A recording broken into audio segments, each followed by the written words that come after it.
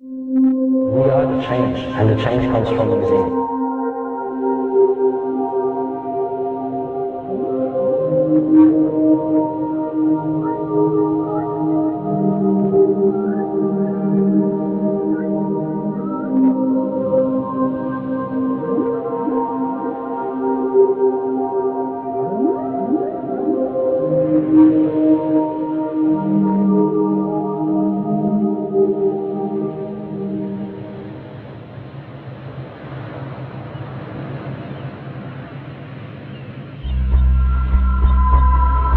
Hi, my name is Ruben. I'm a shamanic practitioner and the creator of WingMakers Productions. In the next few days, we'll experience dramatic changes in our daily lives. These changes will include a meltdown of the current economic system, increased police and military movements, and unimaginable earth changes. However, it's more important to remember that these changes are also of an inner kind and that they are an integral part of the process of freeing ourselves of ages of past conditioning.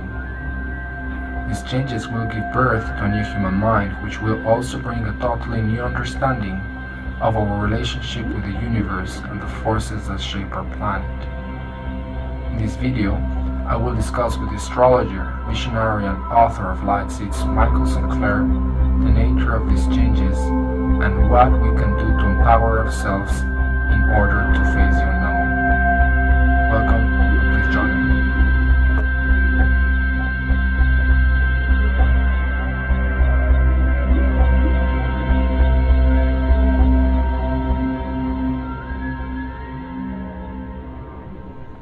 Hello Michael, how are you? Hi Ruben, It's been good to be together. Yes. This is a great moment. It's been a very long time, yes. So, hello friends. So we are just here with St.Clair. He's the author of some famous books, Zen of Stars, Forzine, and which other one? Light Seeds. Light Seeds. Light Seeds is the book that combines Zen of Stars and Foresee. And it's the big book that actually is now being read by most in the world as combined book. It is no longer actually presented as two books. It's in one big 580-page version. Oh, perfect. Very good. So, first of all, before we start, would you like to explain where we are located? Because this is a wonderful place. Oh yes, this is very special. This is a place in the south of Germany, in the state of Hesse, and it is called the Mathildenhöhe in Darmstadt. Darmstadt is also the city of the European Space Agency. This is a museum that was formed about 100 years ago in 1899 to 1908 is the time when all this was formed, and this has become the center of the Muro Art Deco movement with architects and the chapel for the Tsar, the Russian small chapel just at the entrance. And here in summer of 2009, we're sitting in an exhibition that has been devoted for looking at the role that the masks play in art and in history of mankind. And what we see right over there is this sentence in German that says that the phantom of the unconscious is the mask of surrealism. And it's a brilliant exhibition that takes us from actually the antiquity, thousands of years ago, through the Palenque masks in Mexico, to Rodin and Picasso 100 years ago. So this is a very high-level exhibition with a lot of power, and the whole place is on a Celtic power point, which is in the middle of Aldin's Woods. Yes, this is where the Celtic. Oh, absolutely. We're on the top of the city, right on top of a very powerful point in the center of Europe. As a matter of fact, a healer told me just a few days ago that this place where we're at as a city is in the esoteric formulation of Europe known as the third eye, the pineal gland of Europe, this very place.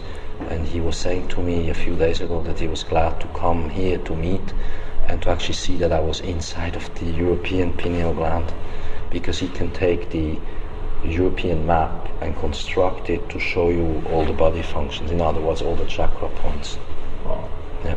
That's wonderful. So it is. This is a powerful spot and an exceptional exhibition that's going on right now. Perfect. So it's a good place for us. Well, thank you for sharing this time with all of us here. I know that you have a lot of things to say, and then we're going to go little by little today in some of these special topics. Yes, okay. Because I think, things are happening outside now. In the outside world. In the outside world, yes, you're right.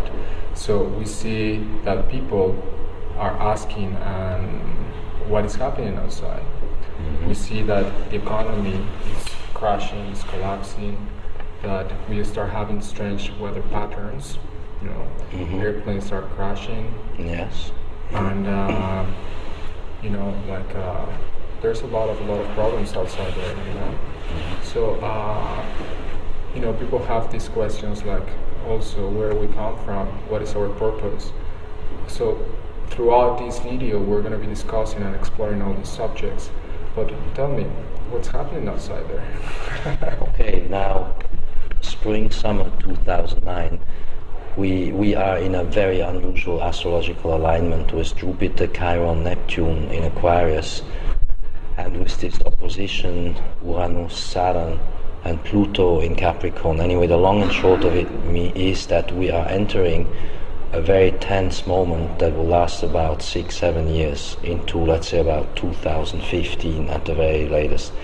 At the very most, or I should say that 2015 is a critical point, but we go further than into 2020. To bring this back into the now, 2009, 2010, what is happening is the Sun is sending out different kinds of energies. The magnetic field, the magnetosphere, has collapsed already at this point. Again, spring 2009.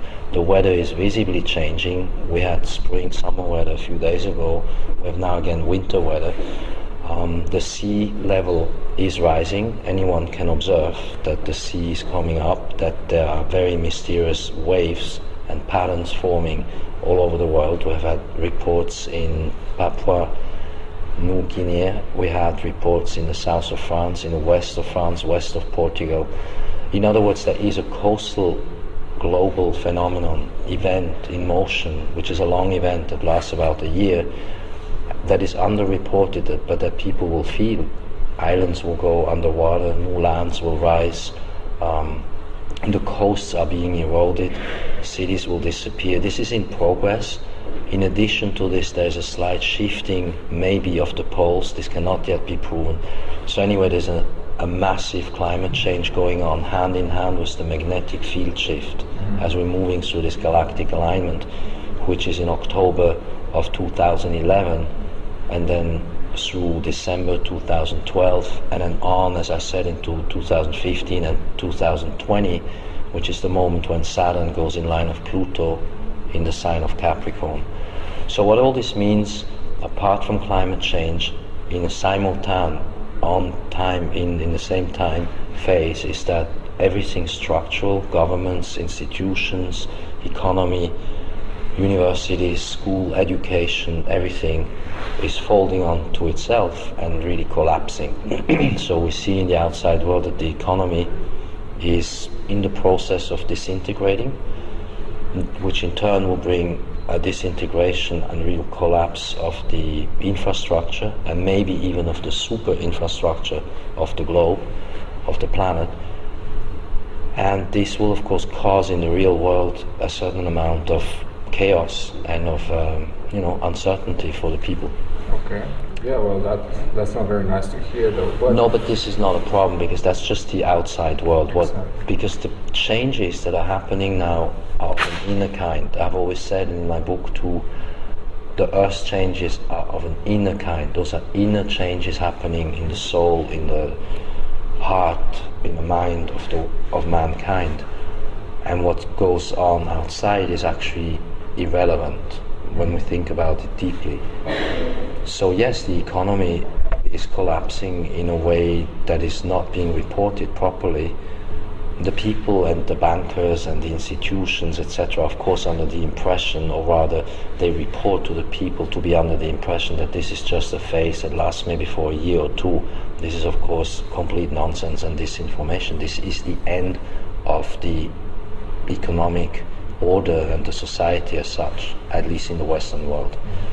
And so what is going on is that the super elite, or rather those who would purport to be the masters of the world, like these financial families and the, I don't want to say names anyway, that these people are under the impression that they know what is going on and that they have a game plan to survive the changes in underground bases and that sort of thing. And the minion class, meaning the class of people that they employ, such as presidents, heads of states and CEOs, are under the mistaken assumption that this is only a temporary phenomenon, but it is not. This is actually the complete collapse that we are now witnessing. And when I say we're witnessing this, I mean right now. You know, May, June, July of 2009, this is happening. We're speaking here in March, right at the equinox, and we will see within a half a year the things that we're talking about already happening.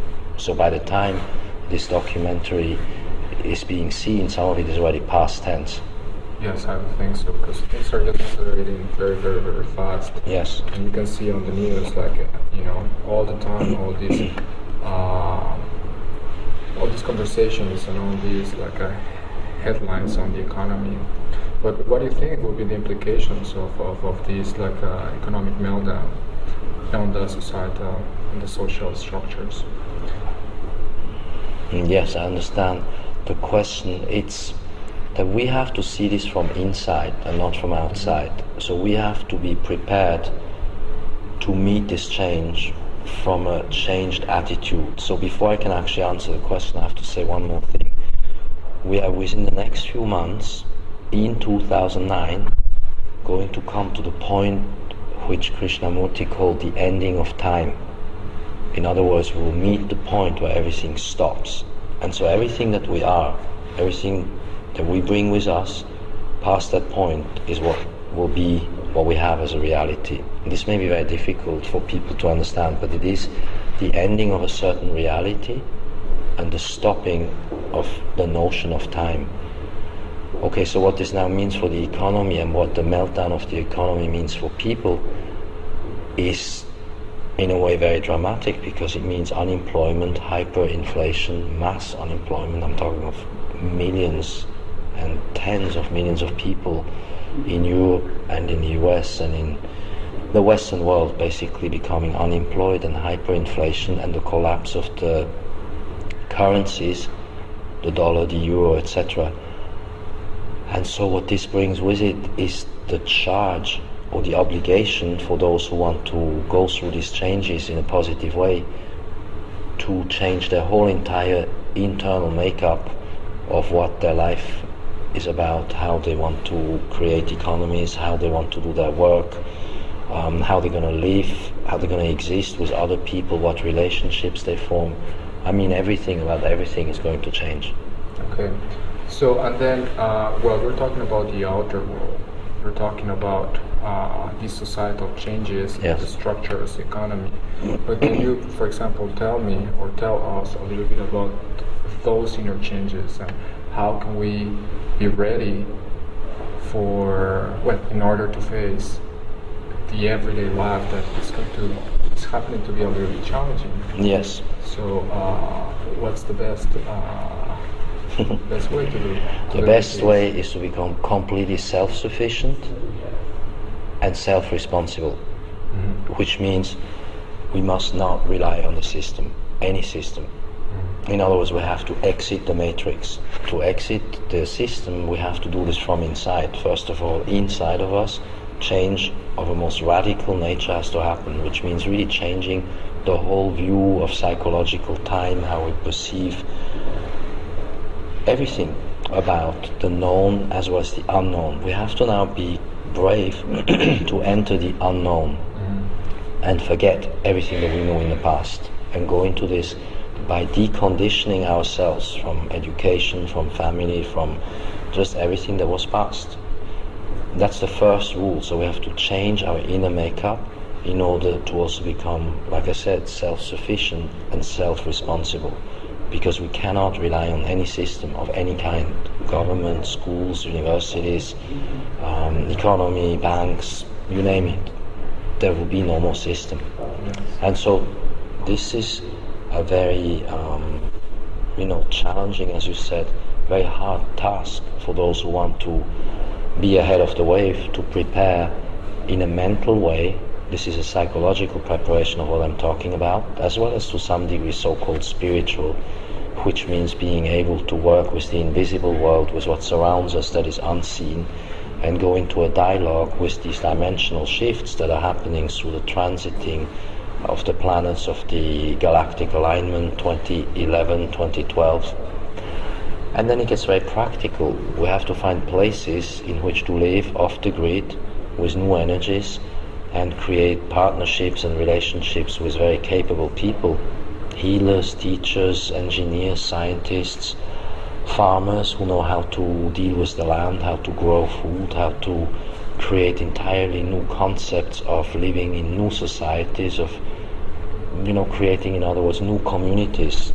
And I have said in my book that probably the wisest thing to do, or what we will see happening, is to create communities that live off the grid, outside of the cities, because there will be a psychological meltdown that is much worse than any earth changes of the outer kind. When you have 500 million Europeans and 500 million North Americans who mentally lose it, that is much more dangerous than a sea level rise of 60 meters even.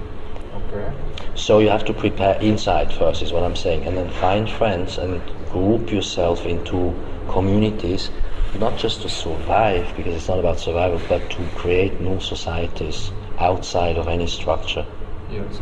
Well, I mean, I have a lot of friends and a lot of people that just contact me, they tell me, okay, that's great what you're saying, but how do I do this? How I become self-sufficient in a way, like internally? How I become self-responsible?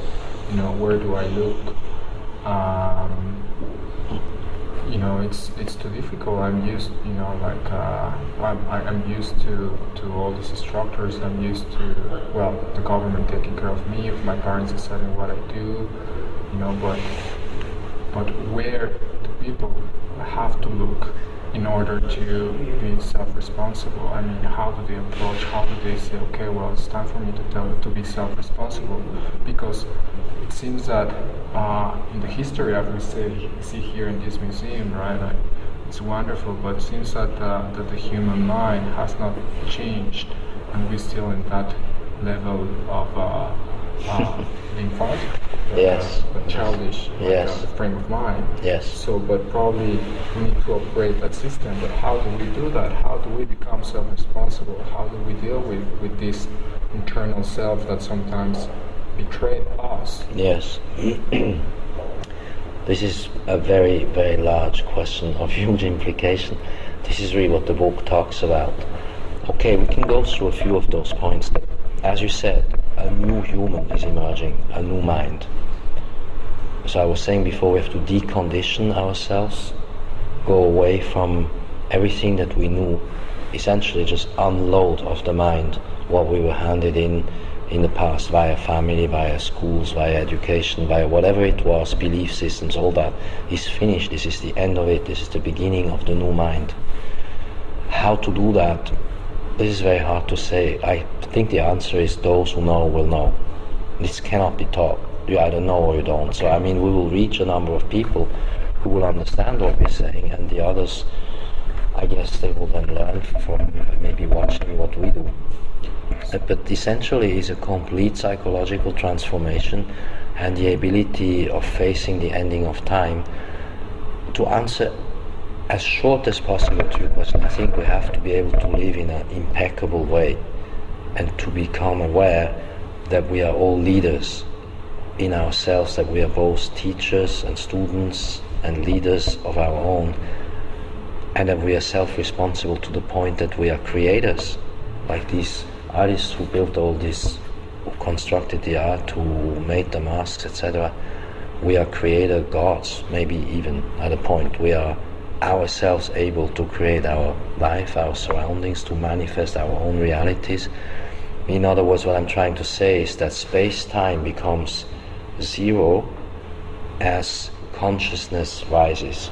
Okay. So one could say, and this is a formula that works, that consciousness, space and time is always constant, equal 1 or equal 0, and therefore the higher the consciousness will rise, the less space-time and reality is important. Or to say it in a negative way, for those to whom reality in the sense of space-time matters too much, they will live in a lesser consciousness. So those with the least consciousness will probably be in the underground bases. Oh, I see. If you see what I mean.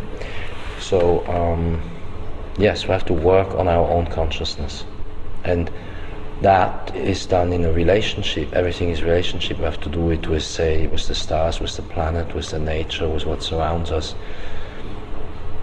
Okay. This is a large subject. In other words, Yes, changing our way of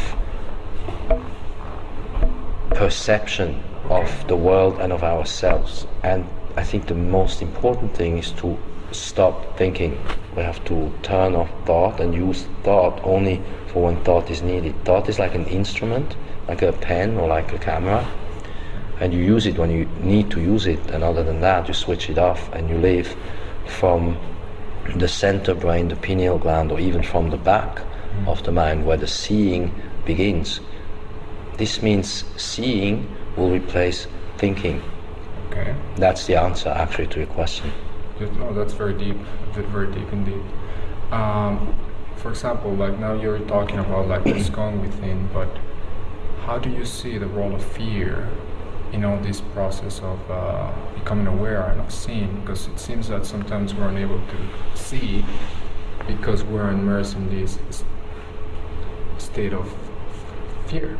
That's right. How can we just move beyond this state of fear? Because, well, we're gonna see people just panicking like around, like, I mean, well, that's happening right now. All these bankers, all these business guys, I mean, they're just yes, they're losing it. committing suicide. They're so predicted, and they're going to lose it completely mentally.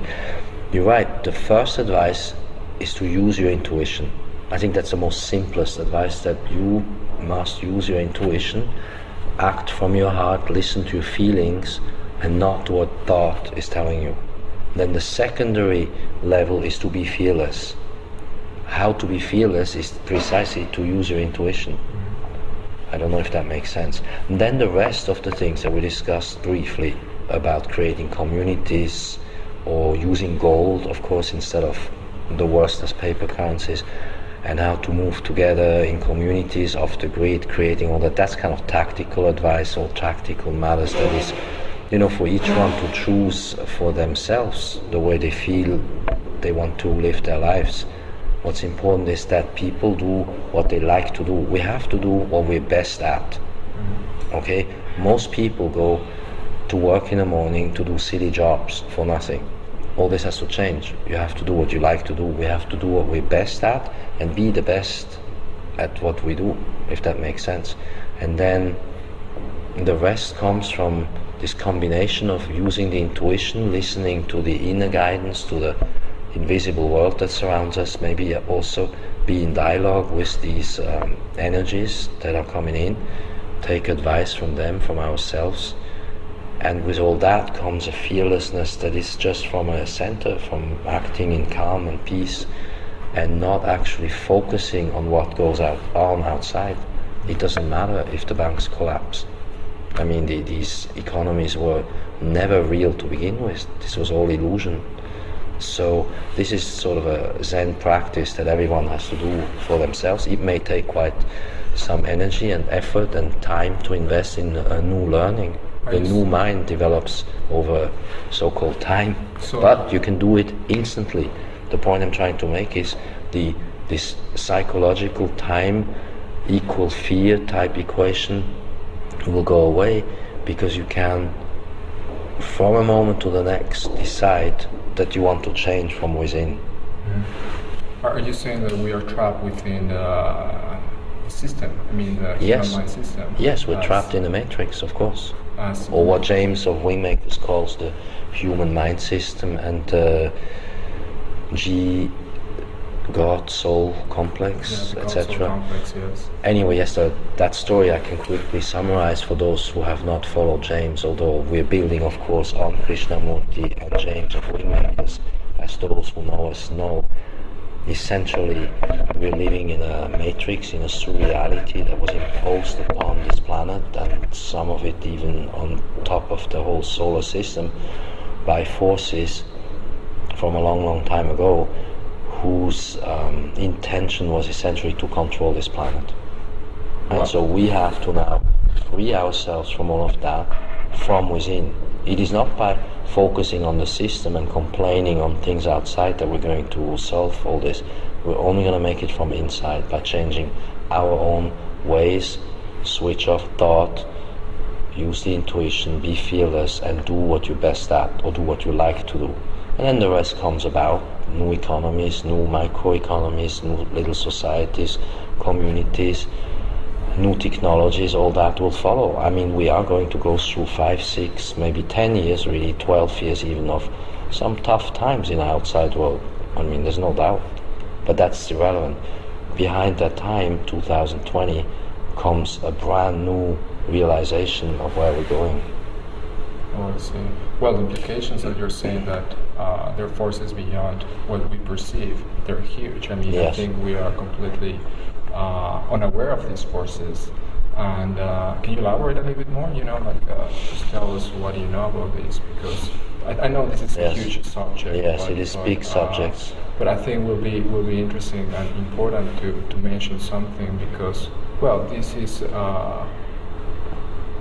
we are on the stage of sharing and becoming aware, though. Yes. And a lot of people are not aware, so you might want to talk a little bit about this, and then probably also you can mention, well, there's two questions. I mean, these about seeing forces that are working within this planet and beyond, and what is James' work about? This inner heart. Yes. Because I think they're very related. Because yes. Because I don't know if you think that probably these forces, at the end of the day, they're irrelevant, because all the power of how to deal with all these external forces comes within ourselves. That's exactly right. But can you just yes. give us an overview of this? Okay, I think on the WingMakers issue, I can't speak on his behalf, James. You know it actually better than I do. I think you can speak for WingMakers and for James a little bit. I come more from I wouldn't call it a school of thought, but it's a way of doing things. I believe in action without thought, although the word believing is wrong to begin with. But I know that all this stuff outside of us is actually irrelevant. When we focus on our own self and do these changes, then nothing that is outside matters. However, we are also in relationship. For instance, we're in relationship with planets, with stars, with what we're looking at in this exhibition, and of course in relationship with human beings with whom we, together we do things. Otherwise we are Robinson Crusoe alone until the little Friday comes along and a society or an economy gets created. So the other subject, yes, the invisible world and the outside forces, is very difficult to talk in short about it. Mainly, I would say maybe you could talk a little bit about your relationship with the invisible world since you were a kid, because I know that this is something that has been ongoing, and some of us, we have that relationship. Yes. And I think many of us, we have that relationship, but many of us were not aware of that relationship because we were trapped. And we remain with this with this veil in our face that doesn't let us see. Okay, look, I know what you mean. You have your guidance, you have relationship with your beings, and I have that. Some of the beings that work with us interrelate, connect. I call them beings because that's what they are. They are an intelligence. One could call them also simply an intelligence or an awareness or a consciousness of their own. Some of it does not take form of humanoid or human or anything. Some is just an energy, and you feel a signature that talks to you in some way that is almost genetic. Or you can see through the third eye certain things, like we were looking at the Nordic crafts the other day at the castle up above, where you clearly could perceive, not in 3D with your eyes of course, but perceive the presence of these crafts around us. Okay, so as a kid I've had several sort of guidances, and everyone has that. I think everyone becomes aware at some stage that reality is not the way it's being taught by society, but that the invisible world creates the material. Once this awareness is there, everything else changes. The conflict is because you know one thing, but then you think another thing, so thought interferes. So these types of invisible worlds or beings or forces are different, of course, from person to person. We also represent different genetics. Some of us represent maybe more Syrian or Nordic or even positive reptilian, or there's so many other forces around from an extraterrestrial standpoint, but they're also simply forces of energies that represent, one could call them spirit forces or nature spirits, Vedic spirits, devas, whatever you want to call them. Anyway, that's then up to each one to have this relationship, work with it, create it, and go with that. And it's not for me to kind of say to people how to do this, because that's something personal, I find. As long as you know it's there, you're okay. It's when you deny the existence of this invisible force of whatever kind it is that you are in trouble. It's when you deny that reality, which actually forms the reality that we can touch. And that's what the problem of this planet is, that you have 7 billion monkey minds with thought machine running 24/7, not paying attention to what actually creates what we see and even what we think. These are very large subjects to discuss in this short manner, but I feel that if you look at the book carefully and then look at yourself and your life and progress and see how you manifest things, how you create friendships, how you go about the work that you like to do, you will find for yourself that something guides you with which you are in contact, and that is maybe from within yourself. Now James and WingMakers and Krishnamurti, if applied to the most complete logical degree, would actually tell us that these forces are also part of the matrix, if you think about it very carefully. This then gives rise to more expanded awareness, and where consciousness comes in from beyond. And I feel that when we have reached the ending of time, which could be still during this year 2009, all this will become self-evident. When that's become self-evident, you will see probably 90 to 95% of humanity completely lose it, mentally speaking, because they will no longer understand what's real, what's not, what do they interact with. And this is a passage of dimensions that interact with each other in a hyperdimensional shift, where we will see the invisible world, the veils will be so thin to almost fall away, and then that window closes again. And after 2020, we will live in another reality. Okay, does that answer kind of this whole subject? Yeah, a little bit, yeah. Well, it does. The answer is that the guidance is inside of us. Yes, that's... Also in dreams, of course, in visions, and in science, small science, shamanic science. Look at animals, at little things. Today, before I came here, was a very strange weather phenomenon going on, with very dark skies in the morning and the sun shining through and snow falling. There was literally 4 seasons running concurrently within a half an hour while I went to the airport and back. And I was saying to the friend who was driving me, watch, we're going to see a rainbow. And within about 20 seconds, this massive rainbow formed from one end to the other over the airport to Frankfurt. Things like that show you clearly that you interact with some forces. Yeah, I know that.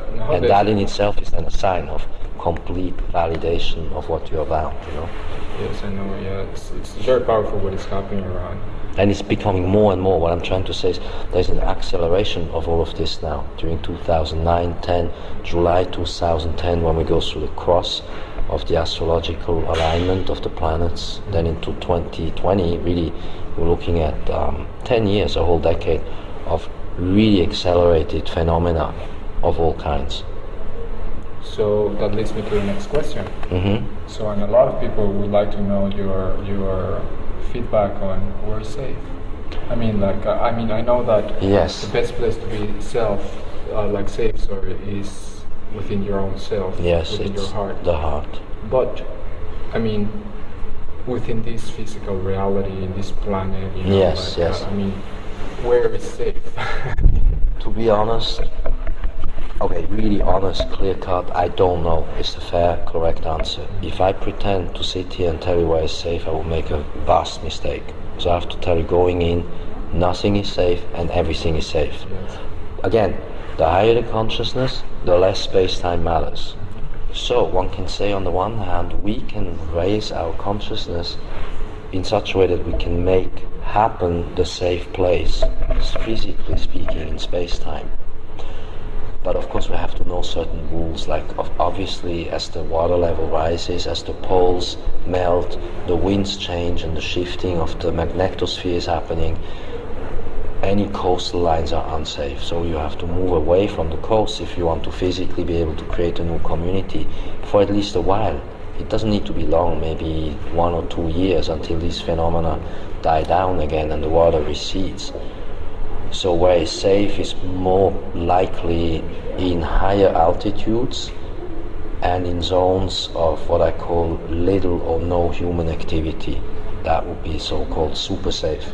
On the other hand, you have to then, and this is a matter of personal choice and taste, decide if you want to interact with people and create art and new energies, new technologies, and go at the forefront, at the most advanced avant-garde of the wave of creation.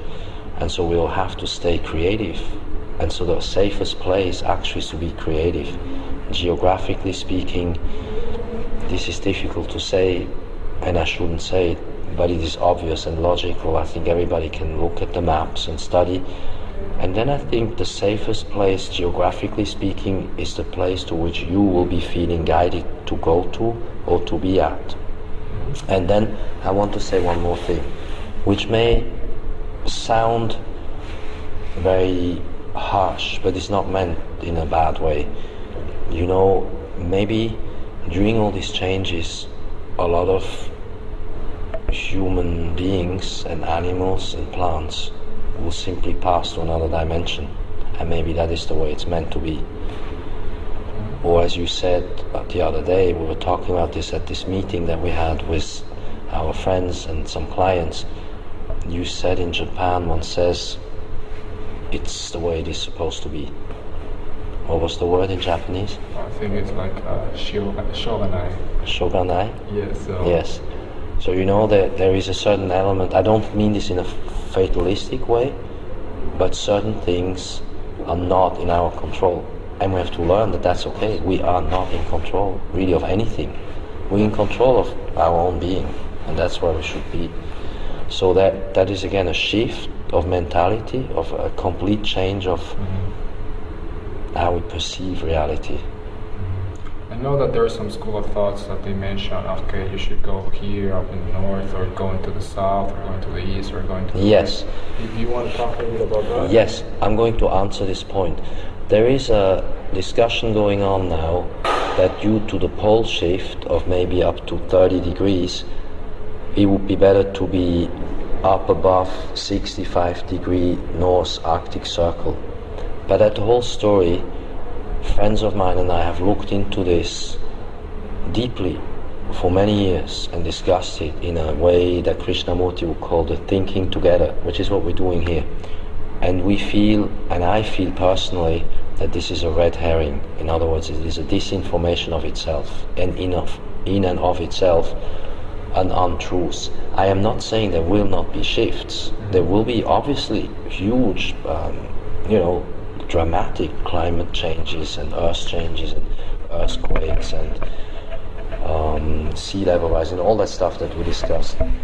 But I do not believe that it is of such a dramatic impact that we have to go run to the Arctic Circle. First of all, it is totally unlivable up there. You can't even, create a fire. I mean, there's no woods, nothing. You can't live there. So sure, you can create a Nordic society there and you can go there. I think that those who feel pulled towards that solution, they should go there. I mean, everyone has to go where they want to go. I do, however, not see this pole shift of the kind that is being discussed by those who advocate the 65 North school of thought. I feel that certain places in the mountains in Central Europe, even mountains in Japan, or in general higher level altitudes, will be perfectly okay as long as you're far away from the coastlines. I want to say that in all of these subjects, economic, climate, pole shift, galactic changes, mankind, human mind changes, all of these subjects, there's an enormous amount of purposeful disinformation going on that emanates precisely from these unseen forces that want to keep control of the planet and of the matrix. And they will send brilliant, well-meaning people into us to tell us these ridiculous stories that in the end will amount to nothing. And I've called this in my work, in my websites and in my book and also in my interactive zone, the phenomenon. Yeah, can you talk about that? The phenomenon is a thing that interacts with you. In other words, if you ask it to tell you where is safe to be, the phenomenon will send you people, experts, opinions, and whatever to you to make you believe this, that, or the other. If your interest lies in the extraterrestrials or in underground bases or what the Greys or the ETs of this or that kind of doing, your head will be filled until you're crazy with all this kind of stuff. And so the phenomenon morphs around your interest. So whatever you feed into the thought, that is what you will get back. So there comes the rule, of course, of where you put your energy is where your attention is going to be interacted with. So you have to be very careful, particularly in these next coming months where we're going to the point of ending of time that I described, that the things that you think about and the things that you give attention to is what you're going to drag over into the phase of after the ending of time.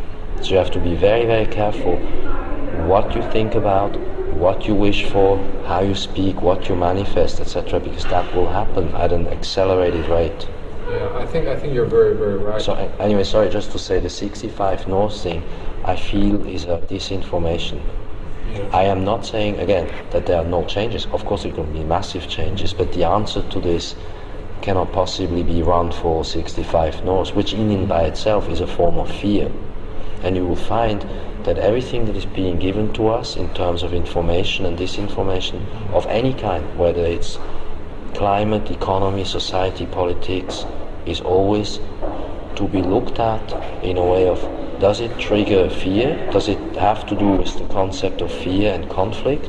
Or does it have to do with raising your awareness and your consciousness and your vibration? And so this is why I said in the beginning, you have to use your intuition and your guidance and not act from the brain. So you're saying that the phenomenon is everywhere, and then we just be aware of this very seriously, because I mean you can see that on the internet, all this fear that is just going around, and all this news and all this, like, it affects you emotionally, psychologically. It's designed to do that, of course. It is just like we agreed to say to all our friends, turn the television off and throw it out and never connect to a TV ever again. Actually, the same goes for the internet and your computer. The moment you open that screen and wherever you click in and look at stuff, you have to be aware what's going to come at you. So it is designed to create confusion, fear, disorder, so that people of goodwill, of good heart, start fighting with each other or arguing of which is what and what should we go here or there. Distractions, that's exactly right. So be cautious not to be distracted.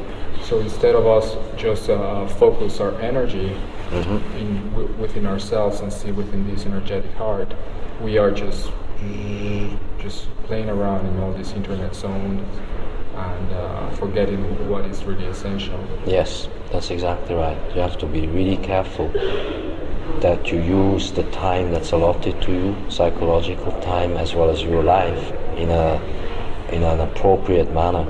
You have to use that moment well, and that moment is always when we're in the now, and you cannot concern yourself unduly or too much about what could or will be, because by the way, all of this is still in change. We don't know for sure what the changes are about with absolute certainty, because there is no such thing.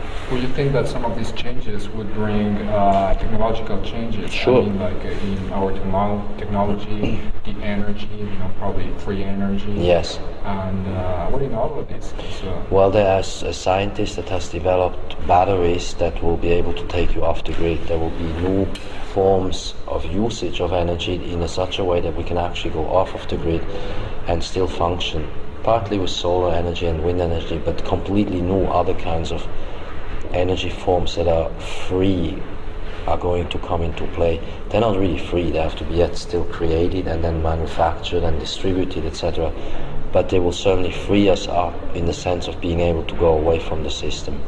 These changes will take a while. I believe this will probably take somewhere between 2 to 10 years still. So let's say 2010, 11 is when we will be starting to hear about the new technologies, the new electrics, the new physics, the new reality, which is all to do, of course, with a new mind, because the technology of the future is our mind. We are the new technology. You see, we are the solution. And that may then take up to 10 years, 2020, to become mainstream, until we have replaced the old paradigm. Do you think that, or do you agree that a lot of these technologies, they haven't been released to the public because of our state of mind? Yes, that's a very good summary. Most of us are not even ready to deal with what we could be dealing with. And this is why I said we have only to look at ourselves. We can't blame the system managers, whatever we want to blame. We have to look at us and our state of mind, and from there create it. But I know the creators of the new energies. They were at the meeting. We had someone who represents the scientists that are working on it. We have met new healers who have completely new healing methods that are coming into play, where they can, with radionics, change your spine, your thinking, your way of looking at things, your heartbeat. There is so much mind-busting stuff coming in the next few years, and that is phenomenal. We are going to be able to bend time and reality, shift and create new consciousness out of which to manifest anything that we can come up with, and that is this magical time, and that's what we have to focus on, and not on these rather ridiculous changes, whether these banks and countries disappear. Who cares? We don't need them. Everything that was before now has proven not to work, so it's a good thing that it goes. And again, if with it 80-90% of mankind also has to go, then maybe that is better for the creation of a new cosmic community. At any rate, we are going to have to be able to work from a completely new understanding of heart and inner third eye, etc., and the forces that work with us, to be even able to envision and then create and manifest everything that we're talking about. But it is a short period of chronological time. We're talking about 2 to 10 years, so by 2020 we will have the results. So we're running out of time to be self-responsible and to Yes. apply this knowledge within our reality, because if we don't do that, probably most of us won't be here. As well, Yes, right? yes. Yeah. We will be the ones who will choose if we will be going past that point of the ending of time. This totally depends on each one of us, to what level we want to raise our consciousness. Yes. I don't like talking about these timelines, because Yes. it's supposed to be, people talk about many timelines. Okay, if we take this road, we're going to head into this, we're going to head into that. Okay, so This is another form of disinformation, by the way. This entire timeline game that has been talked about in the internet, and Project Camelot and Dan Burish and these people, that is nonsense of its own kind. Again, that's a phenomenon. There is no such thing as timeline variant X, Y, Z and beings from the future that have come in to recorrect their potential future, and that is why they come here to teach us. In all that, those are inventions of a sort of a 33rd kind this is not true, it is not correct, because time isn't even in that sense understood correctly. Those are not linear functions, you understand? Time is a dimension of its own, to which we are coming to the end of the notion of it. So the ending of time is maybe a few months away, maybe 1 year, 2 years maximum, but this may not be perceived by everybody, you understand? Some of us will know the moment, and this is an inner moment, an inner type function. So these timeline discussions, I agree with you, are actually also irrelevant. Because again, this means that the mind looks outside for a solution and asks of something from outside to come and teach it a potential answer, when we are the answer. That's what I mean with this complete shift of understanding. It's all within us, and we haven't become yet enough aware of how powerful we are about all this. Yeah, I do agree with you that we are extremely powerful. And I do agree with you with all these technologies that, I mean, most of us were not ready to deal with this type of technologies because our state of mind is still very primitive. So the next question would be, I mean, I don't want to sound too repetitive, but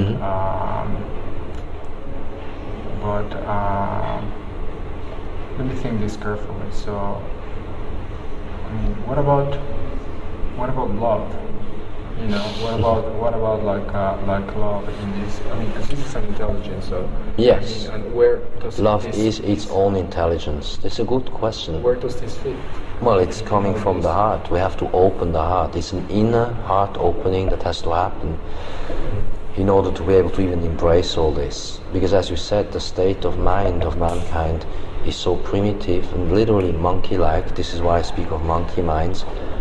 That if we had these technologies, or even if we raise the consciousness level higher, the mind then still wants to play tricks with it.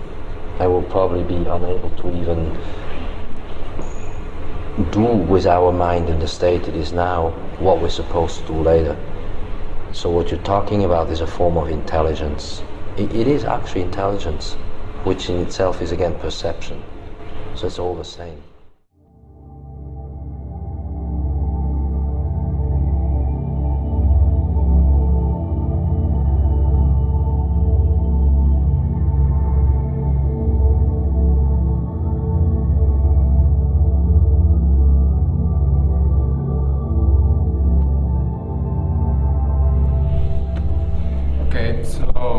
Back here with Michael St.Clair. Okay, thank you very much again. Thank you very much, Michael. Thank you very much. We worked very long on the book, on the video, on expressing these subjects to people for many years. Yes. It's time now that people begin to understand. Perfect. So, do you want to explain a little bit about this piece of art?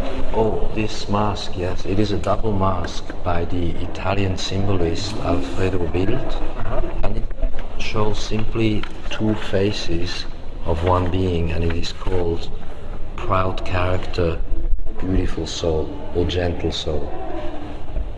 It's a beautifully gold-plated sculpture that shows two masks, and the other situation that we were filming a moment ago, by the way, was a Janus mask, also a double-faced wooden mask from Africa, and behind the situation of the mask was a revolving small photography show that actually showed the young Picasso in front of the masks that he had painted. There were two paintings alternating with his own photography portrait. Yeah, I just saw that. It's amazing. This is an absolutely phenomenal exhibition taking place in spring of 2009 in Darmstadt, in the south of Germany, in the state of Hesse. Perfect, yeah. So if anyone wants to come here before then, they will have to see this fast. I don't know when we're going to be able to show it. Yes, I guess so. Okay, so Michael, we were talking before about love. Yes. The role of love in all these changes that are just happening right now. I mean, because everybody's just thinking about, okay, how I'm going to prepare, like, am I going to be able to buy this food, these survival goods, what about survival courses, what about, like, all these issues. But I think a lot of the people, they're just forgetting about this important subject that is love. Well, not subject, I mean, just... Well, it's all that we are. This is why we're here. I mean, we came here into this separation to understand that we are oneness, that we are one, and we're going back into this one that I said before, the ending of time, which is best dealt with this intelligence or perception, which others call love. I want to add to this that what is very important for the years ahead, the moments into which we engage now, in the next, say, 10, 20 years of human time calculation, let's say the next generation, is that we cultivate trust, human trust between human beings, because only with this very rare quality are we going to be able to build new societies, new communities off the grid, outside of governmental or other systems. So it's really all about trust. That's the other word or notion, with which comes also responsibility, because you see those of us who are going to become, the new leaders of this planet, because this is our role, to lead this planet into a new consciousness. We are taking on a massive responsibility that goes hand in hand with trust, or like you say, love, or with this intelligence, and we cannot fail. And this is why I spoke about this sort of impeccable behavior, because when we're in groups and in situations where we will together build new economies, new societies, new technologies, etc., we have to understand that if one member of a small society, community, group fails at his or her level, he or she brings down the level of the group in which he or she works. Do you understand? So this will require an entirely new understanding of how we build a new society, which means we will have to have new forms of laws, but not law of the human mind like we had it for the past tens of thousands of years, but a law of ethics. So you're talking about the new leadership, or yes. The leadership of the future will yes. be based on love, trust, integrity, self-responsibility, yes. and that will be the new leadership. I mean, all this leadership that we're seeing around is it's just a joke, I guess. It has proven not to work. So this is all one has to say. It has proven not to work after tens of thousands of years. We've now reached a point where we know this is not the way to go. So an intelligent being will see instantly, without thought, in action without thought, that he or she, that we must move. And the move has to be in any other direction but the direction we had before. Left, right, up, whatever, but not the same direction we had before. So all this is actually simple to understand. And now comes a moment when we just have to act. And we do not have much so-called time left to understand and to act. We have, as we speak now, in spring, summer 2009, maybe something of the order of 6 to 12 months to really move through this passage, this zone of phenomenal change, which we said was an inner change, the ending of time and the new understanding. Wow, it's very powerful, all the things that we're discussing here right now. Yes, now I'm just like in societies right now, yes, I perceive this lack of leadership, but I'm also very hopeful, or I just like an inner knowing that I know that this is changing, and it's changing very fast, because I see that the young leaders right now, like teenagers, very young fellows, like working with the future yes, very aware, yes. and they say, well, this is not what I want, this is not the future that I want, this is not what I was born for.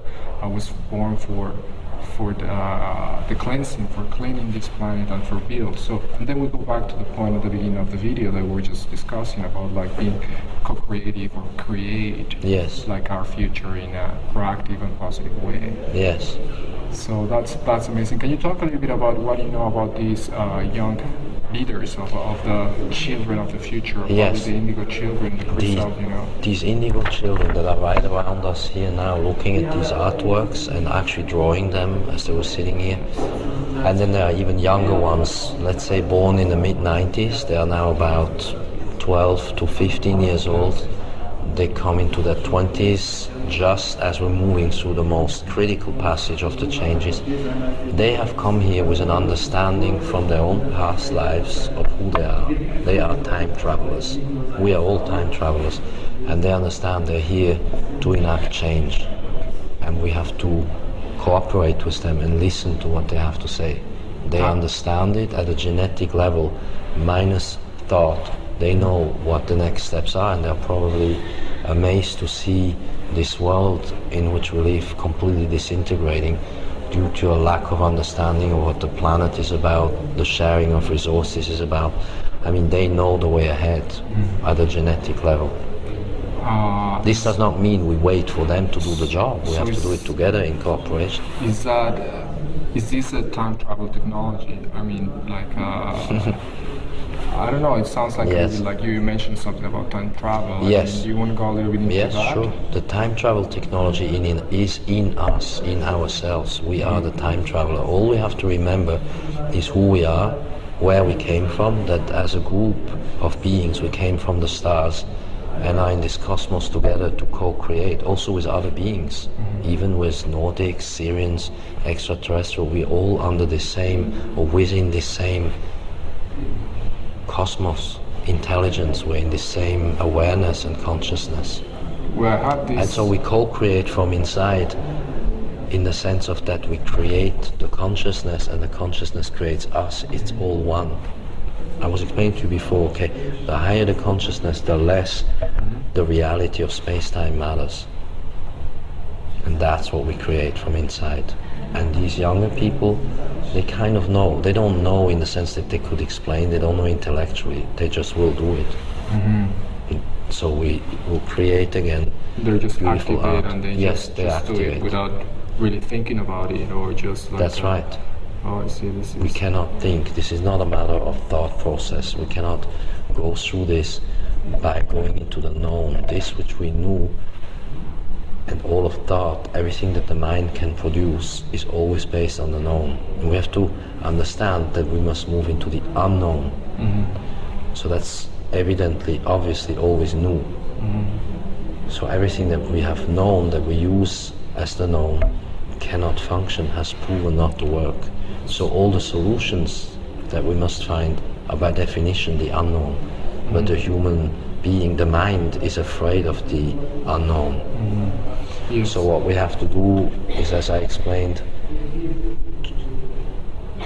be aware that you can cut thought off and see from the inner, middle and even the back brain, and cultivate the seeing, which is an instant knowing or an intelligence that's faster than thought, or beyond thought. Yes. So you're saying that we are, also you're saying that we are time travelers. Yes. And is this ability within all ourselves, or is just only special ones, or only Michael St.Clair, or only just like John, or anybody can have access to this Everybody ability? has access to it. This is genetically given. You know it, I know it. A few of our friends who we've met now had long discussions together about what we will do together. We know this, it's just that we have activated it. Everybody could do it. The reality, realistically speaking, is that most probably, maybe in the beginning, only 5% will activate. But why is this important? I mean, this ability, well, to remember that we possess The this- ability, why this is so, is because we must be able to plug into the psychic powers that we have. And it is with those that we are able to navigate ourselves into and through the unknown. And we cannot do this by using thought or the process of thought. The monkey mind must be silent. We have to find a place of complete stillness in which we know what people call future, but it isn't a future.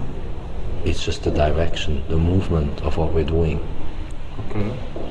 So once we get into this state of mind of stillness, once we are able to remember that we are time travelers, therefore we're going to be able to rediscover our powers, I guess. Yes, Our that's lost what's going powers. on. The lost powers. Okay, let's talk about this in the sense that we have lost them because they were to some degree taken away from us. That is true. That is what James shows us in WingMakers. Krishnamurti showed it about 50, 60 years ago before James. And we can self-ignite from within and activate who we are. To do this, all we have to be able to go through is an inner process of radical change of the mind and know that it is instant. We can learn this in dream.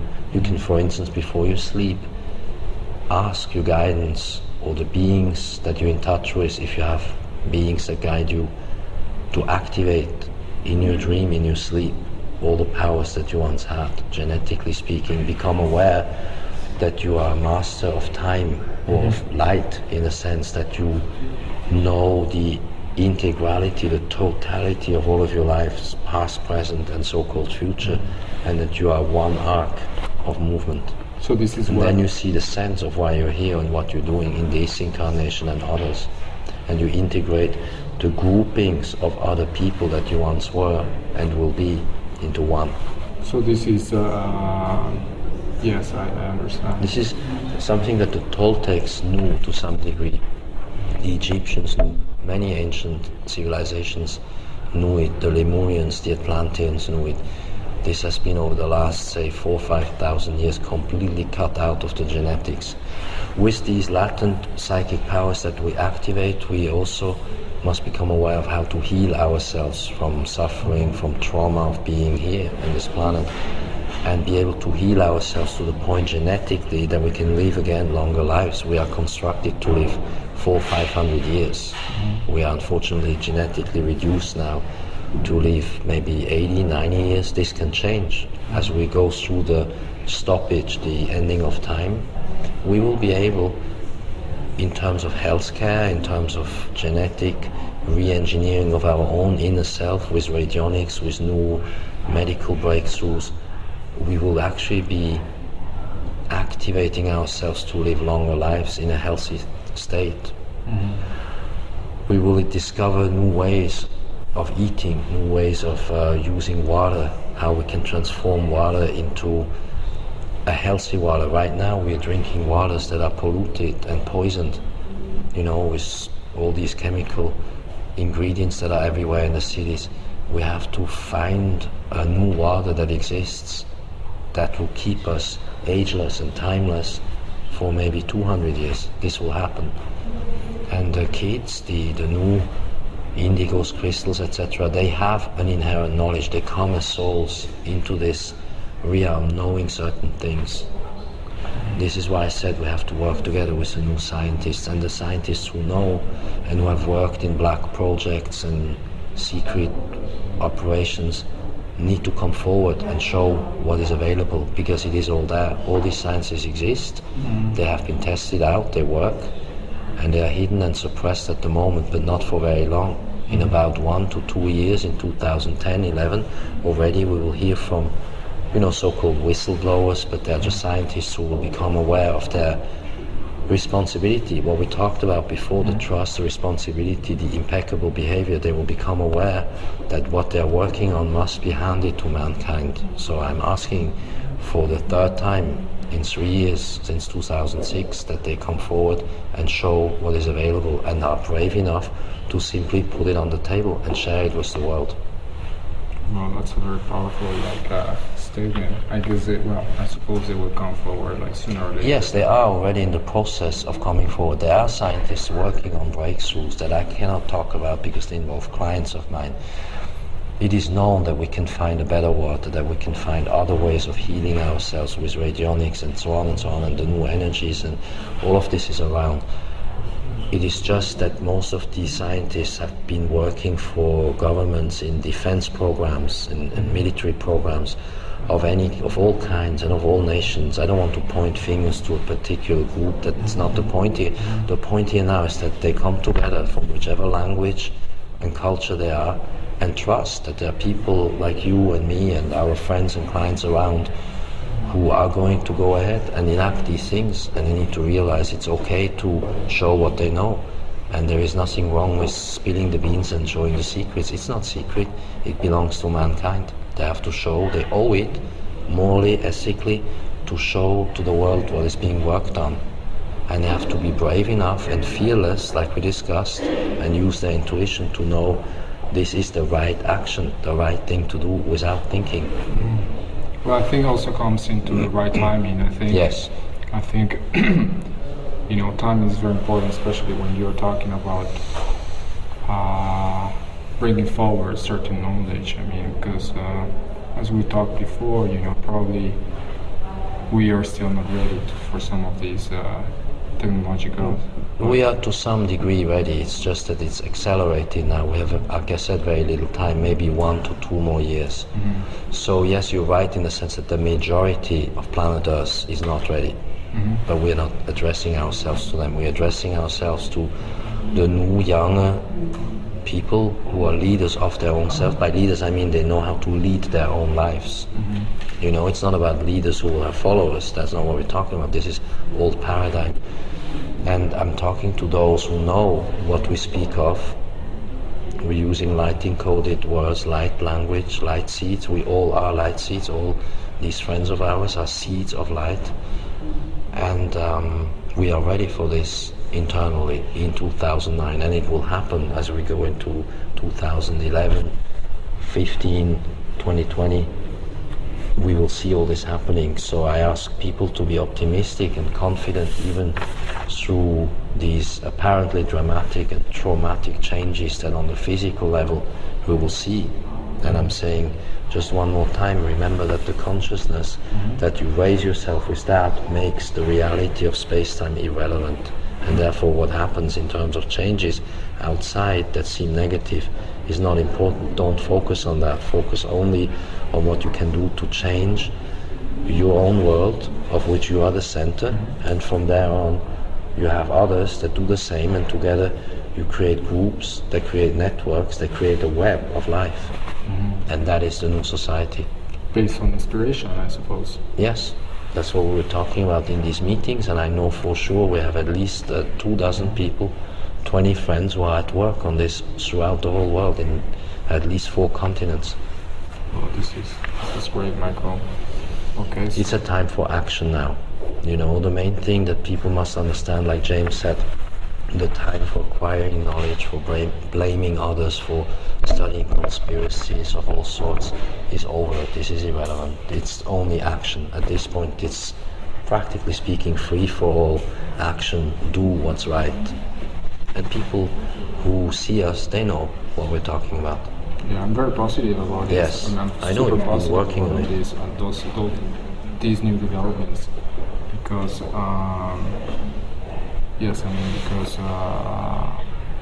things are just coming forward now.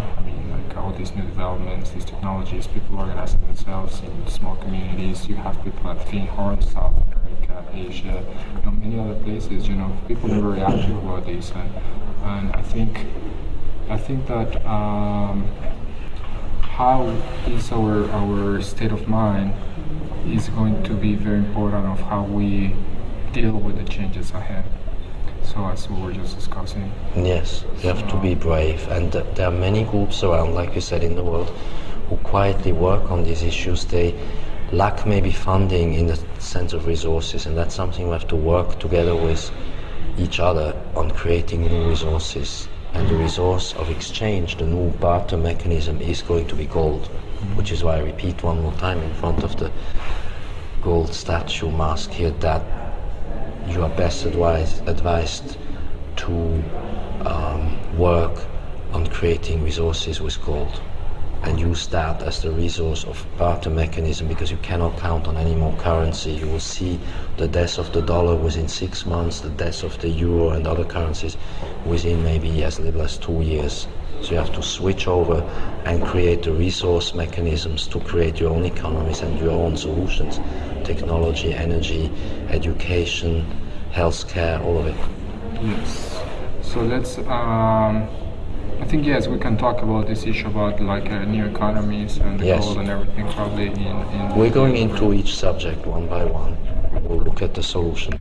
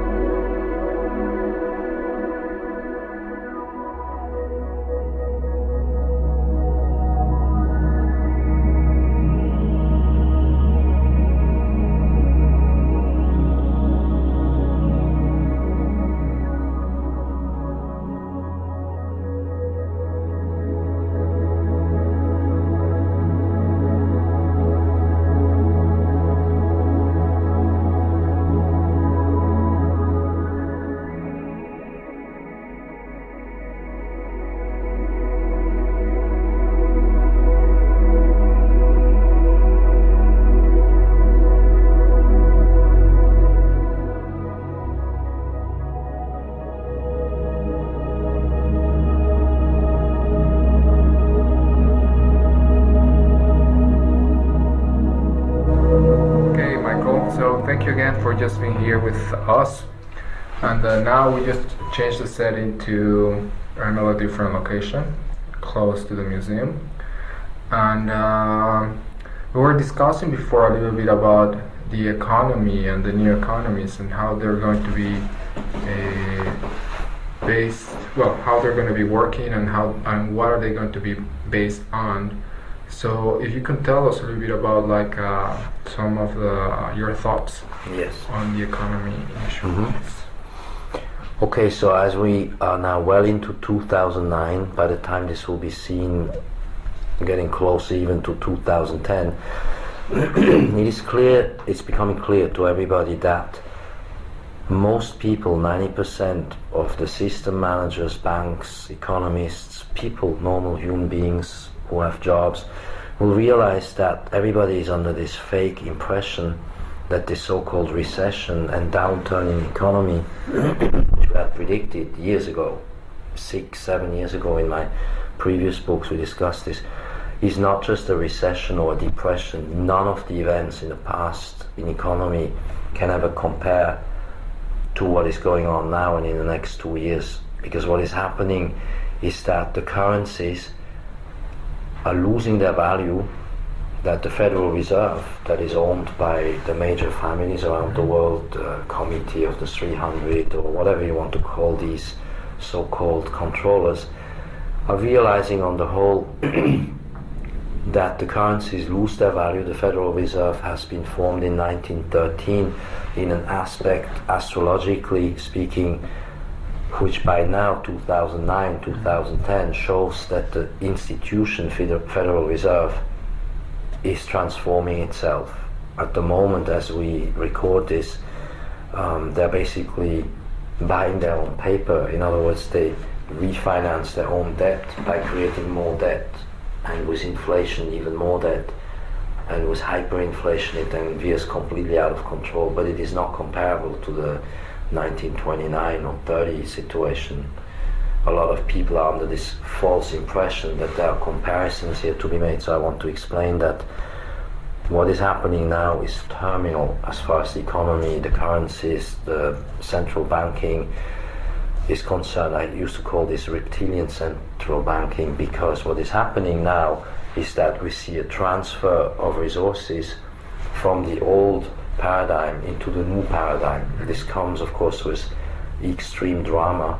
So banks go insolvent and then bankrupt and they merge, as we discussed in other presentations. So I have said to my clients and friends consistently in writings, in what I have given as opinions, as advice over the last 6-7 years, that we have to be well advised to buy gold, because gold is, after all, at the end, the only exchange mechanism of any value, and has always been so for thousands of years through the Chinese, Egyptian and other cultures. It is eventually the only reality that has any value. And what we will see happening now is that certain systems will try to go back to a sort of partially gold-backed system, because now they're not backed at all by any gold. It's just paper and debt and more debt. So if we think that we can solve the problems that we're facing now with methods that come out of the same thinking, we will get nowhere. And that is what you see happening in the US, in the Western world, and in Europe. There's no difference. The whole current economic system is doomed. Well, I'm just saying, everywhere there are these bailouts. Yes. Yes. Different governments around the world are just putting emergency packages. What are your thoughts on this? Well, these bailouts are sort of black holes. They are basically, in my opinion, they are there to finance the owners of the banks, the same families that purport to be ruling the world, and those are the same families that also sit on most of the gold reserves. And the bailouts are also used to a large extent to finance the black operation, the secret program, space programs, underground bases, etc. These are subjects few people know about, but essentially these bailouts are non-existent, and it's just about creating digital money that doesn't even exist. But what it does do is it creates more debts for the nations, more debts for the banks, And so at the end, the populations will find out that all this amounted to nothing. We know this, those who watch us, I think, know this. And so the solution to this issue is seriously to make sure that you have enough silver and gold. So I have, as a symbol of this, created a gold resonator among my resonators. Oh, really? Where I found out the alchemy between gold and crystal. Can you show that to our friends here? Well, that's impressive. Though. This is an Austrian gold coin. It's a 1 ounce pure gold coin. At the moment, as we speak, about $960,000 worth. Intrinsically, though, it is worth $5,500 if one would make the calculations of how much dollar is around, what the value of the dollar is from 1913 till now, 2009. Almost 98% of the value of the dollar has been lost. So when one compares in the mathematics what gold is really worth, this piece is already in current dollars, 5,500, is now traded at so-called COMEX spot prices, which is another illusion within the illusion. You see, everything is mirrors within mirrors. At the moment, 961,000. It will probably go, while COMEX still exists and while the spot price and such exists, maybe towards 2,000, maybe 2,500 in maybe 2 to 3 years, 2011, we'll see.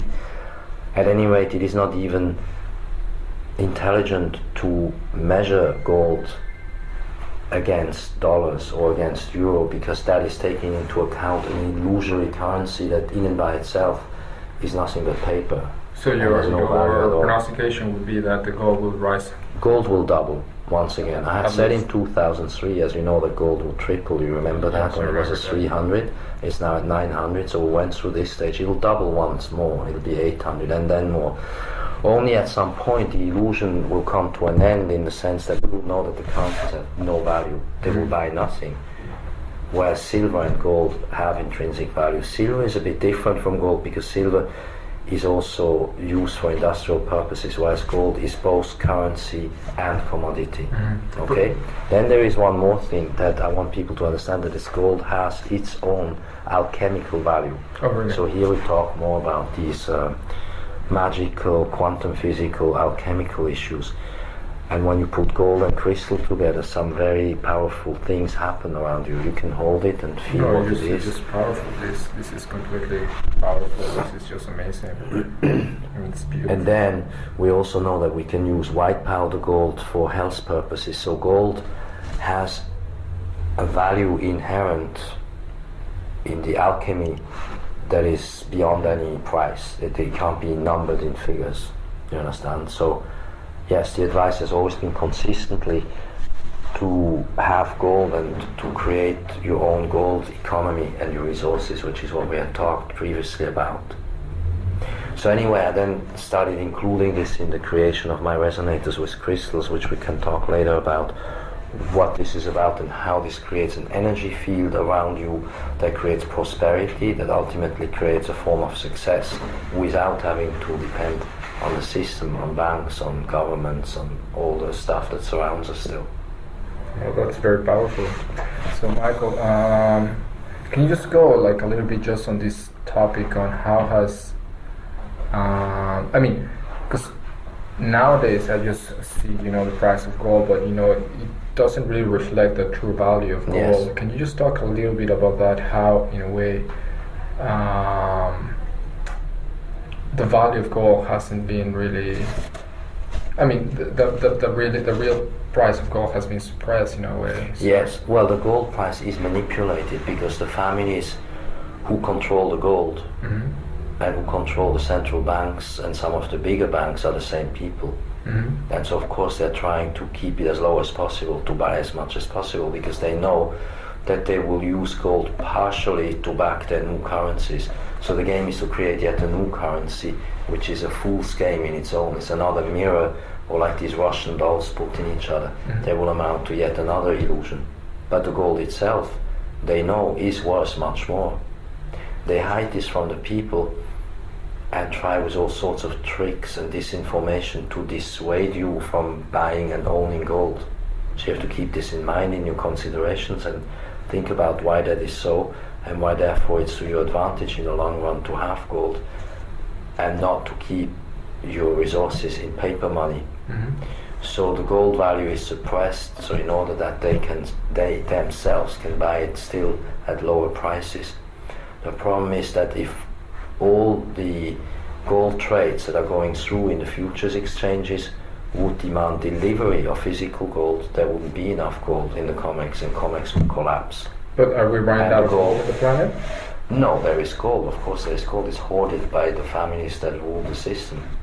But there is enough gold around for normal people to create for themselves their own system of economy, to begin on their own, their microeconomies, finance their technologies and do whatever they want to do without depending on paper money, and which is debt, which will be valueless when it goes through the hyperinflation. I know that. Which has started now already. The actual inflation in the Western world is somewhere along 25, maybe 30%.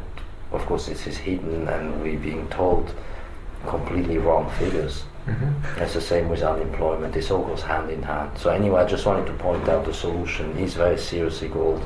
Yes, I said it before, but it's something that, just like these other subjects we talked about, underlies all these misinformations where we're being told by all the media, mainstream as well as alternative media, stories that are simply not true, so that we get confused and don't know what to do. Okay, so I know that in your St.Clair zone, you have just put some resources for people to educate themselves on these issues. You want to suggest some of these books or resources? Yes.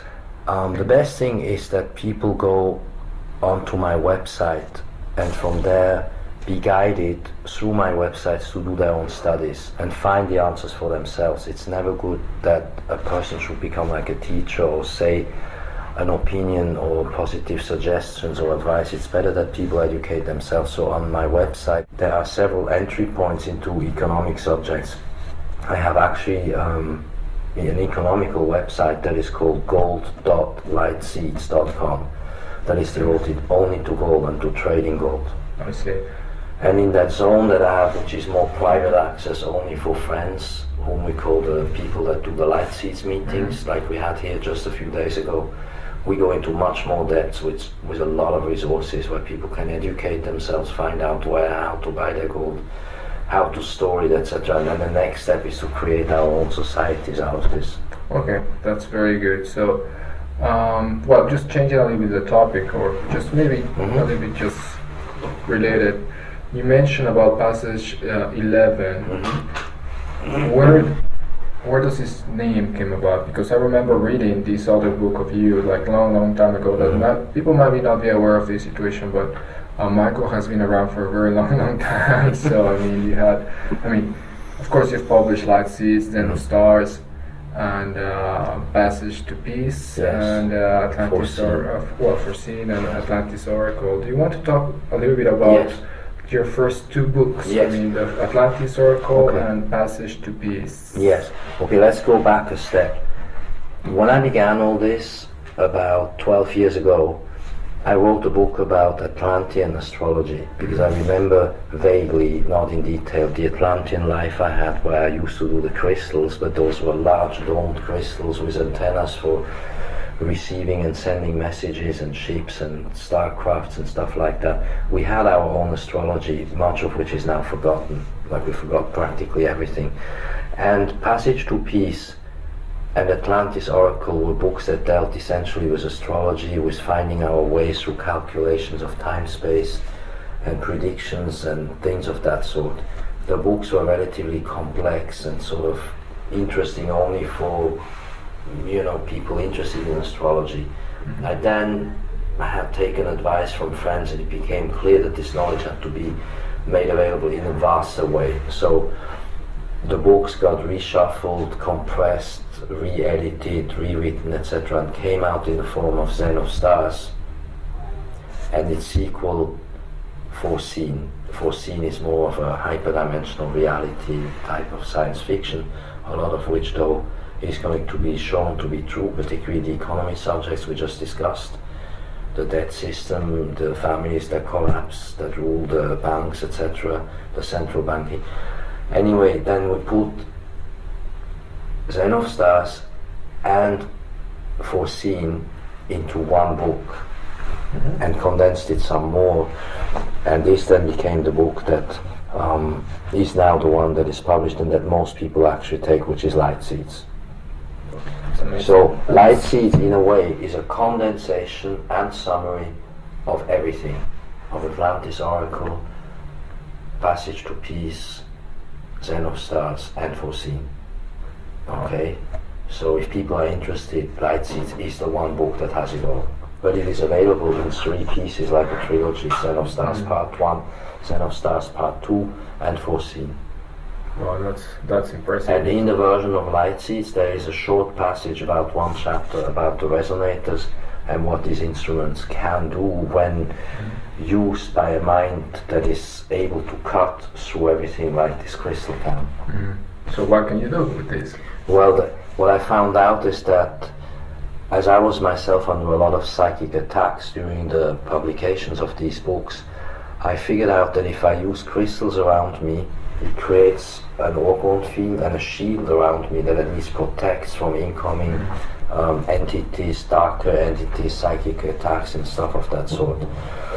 And I was looking for a way how I could have more than just one crystal on a table or on a desk or someplace.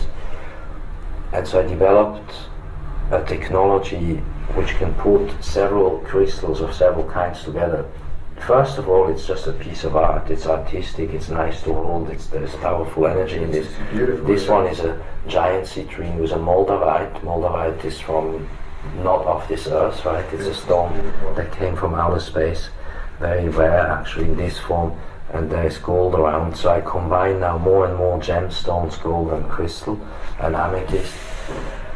And I then had friends and clients who looked at it and wanted them. So I began producing them privately.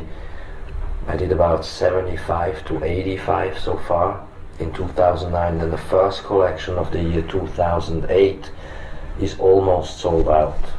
And the friends and clients who used them found out and told me that in reality their lives have improved to some degree.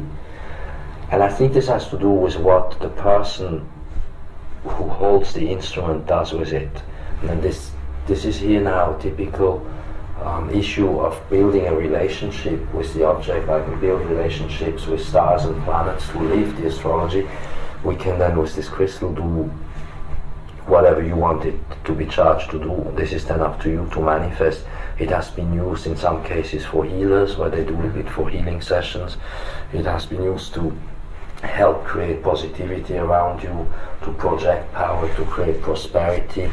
This one is the Austrian School of Economics resonator with the Austrian coin. And together with crystal and gold, pure crystal, pure gold, you get an absolutely powerful field of energy around you that both protects and projects. So you can do pretty much what you want. This is up to you. It's a seeing stone also. You can of course look at it in a meditative state and it will be speaking to you. I have a lady friend whose son, he's about 10 years old I believe, collects crystals, and he told his mother when she asked him why he does this, that they talk. He said, "Don't you see that they talk to me?" So children, as we were speaking about these advanced new children, know about these things. This is where now the old genetic memory reawakens and comes alive. So now a group of clients and friends have gotten into really working with these crystals, not only for themselves and their lives, but for their groups, for the people they work together with, for their clients, their friends and their locations, their radiant zones, their safe places, their economies, technologies, whatever they want to do with it. I mean, there are no limits.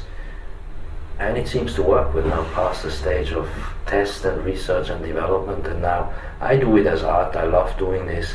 It's in and by itself a meditative occupation. Yeah, I guess.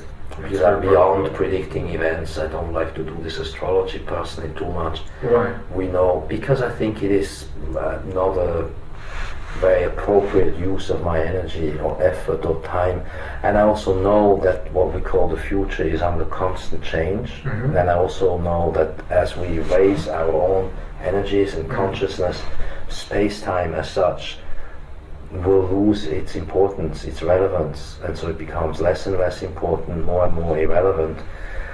And so astrology also transmutes to a new meaning. There will be a new astrology. We will rediscover the ancient form of star signs.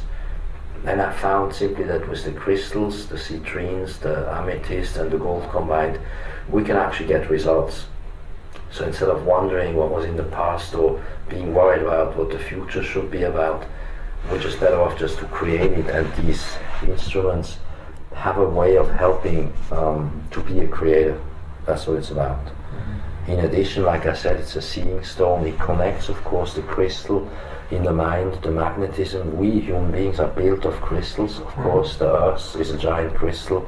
Other planets are crystals. So all this stuff starts connecting in one field and builds a more intense field through which we can communicate. It also helps to some degree to build a connection to the starcrafts with the Nordics and to use it actually as an antenna. I mean, you could hold it into a full moonlight, put it in the sea, clean it, and you can have it talk to other beings and get messages through it in a deeply quiet, still space. I've tested this out now in the last few months, and it does produce its results. But I think there are certain subjects that are better that people just find them out by doing it. Yeah. Because this has to do with not secrets as such, but certain esoteric things are better just practiced than talked about. Well, that's very powerful. No, it's super powerful, because I've been aware that, for example, the Aztecs, the Egyptians, and all these, well, the Incas, all these ancient traditions, cultures, they've been using crystals for a very, very, very long time. Yes. I mean, just the Kero people in Peru, in the top of the Andes, they use like cuyas, you know, just for healing. I mean, and they establish this relationship that you've been talking about with them, and it's just like part of the family, in a way. But we seem that we are in a way that like crystals are alive, that trees are alive. It seems that we've forgotten all this knowledge. That's right. Crystals are beings. They are alive. This is not dead matter. This is an actual being that has its own intelligence. We were talking about the field of intelligence, and it does its thing. And I met the crystal cutter who comes from the Toltec school, and he's now going to work with me on some projects also, and he says the same. He says this science was there and should be reawakened, and we're into doing these things. That's what I'm doing now in 2009. That's amazing. No, and I'm sure that in the next few years there will be just really, really advanced things, and I mean, we will make them bigger, better, and more beautiful. Great. You know, my next aim is to do a sculpture of crystals in a large space to protect the energy of a large zone, because the next subject really is to create radiant zones. That's what we have been talking about with Cliff High from Half Past Human, with other friends, that now the time comes where we have to get serious about getting our things going. You know, we can't waste our time talking about how the economy falls apart and what happens to this nation or this politician. This is all over. So we have to get proactive. So this is a tool by which we can accelerate, activate our things, and then create our communities, because after all it's going to be about communities that we have to work together and then trade and organize ourselves in the sense of trading with each other internationally, trading information, knowledge, wisdom, tools, goods, services, gold, etc. Can you talk? I want to go a little bit more into detail with this issue of this topic of the radiant zones. Yes, okay. Because well, you just brought up that, but I think it's very, very important because, okay, well, for example, what's the difference between a radiant zone and an eco-village? I mean, what... It can be the same. It can be the same, yes. So it's only... It's a term. Radiant zone is, to me, the whole Earth, this whole planet is a radiant zone. It's not so much that we create it, it's that we have to come into an understanding and awareness with the Earth, with the crystal, with the being of the planet, and then establish an energetic field around our place where we live and where we work, and where we create our communities. And so an eco-village would be typically a radiant zone. Well, that's great. Can you talk a little bit more about that? I mean, for example, where would be like a good place? I mean, for example, I know that there's some like a power spots in this planet, right? Yes. I mean, like some. Well, we're talking in the museum that there was a power spot. Yes. But when you place a radiant zone in one of these spots, would that be like an advantage? Yes, sure, you will. Disadvantage? Yes. Or, you know, are there some locations, or, you know, anywhere can, you know, whatever you want, you can just have a radiant zone, or what? No, you have to look for a place essentially that is free of human mental garbage, to be honest. So you have to go into an area that is energetically protected.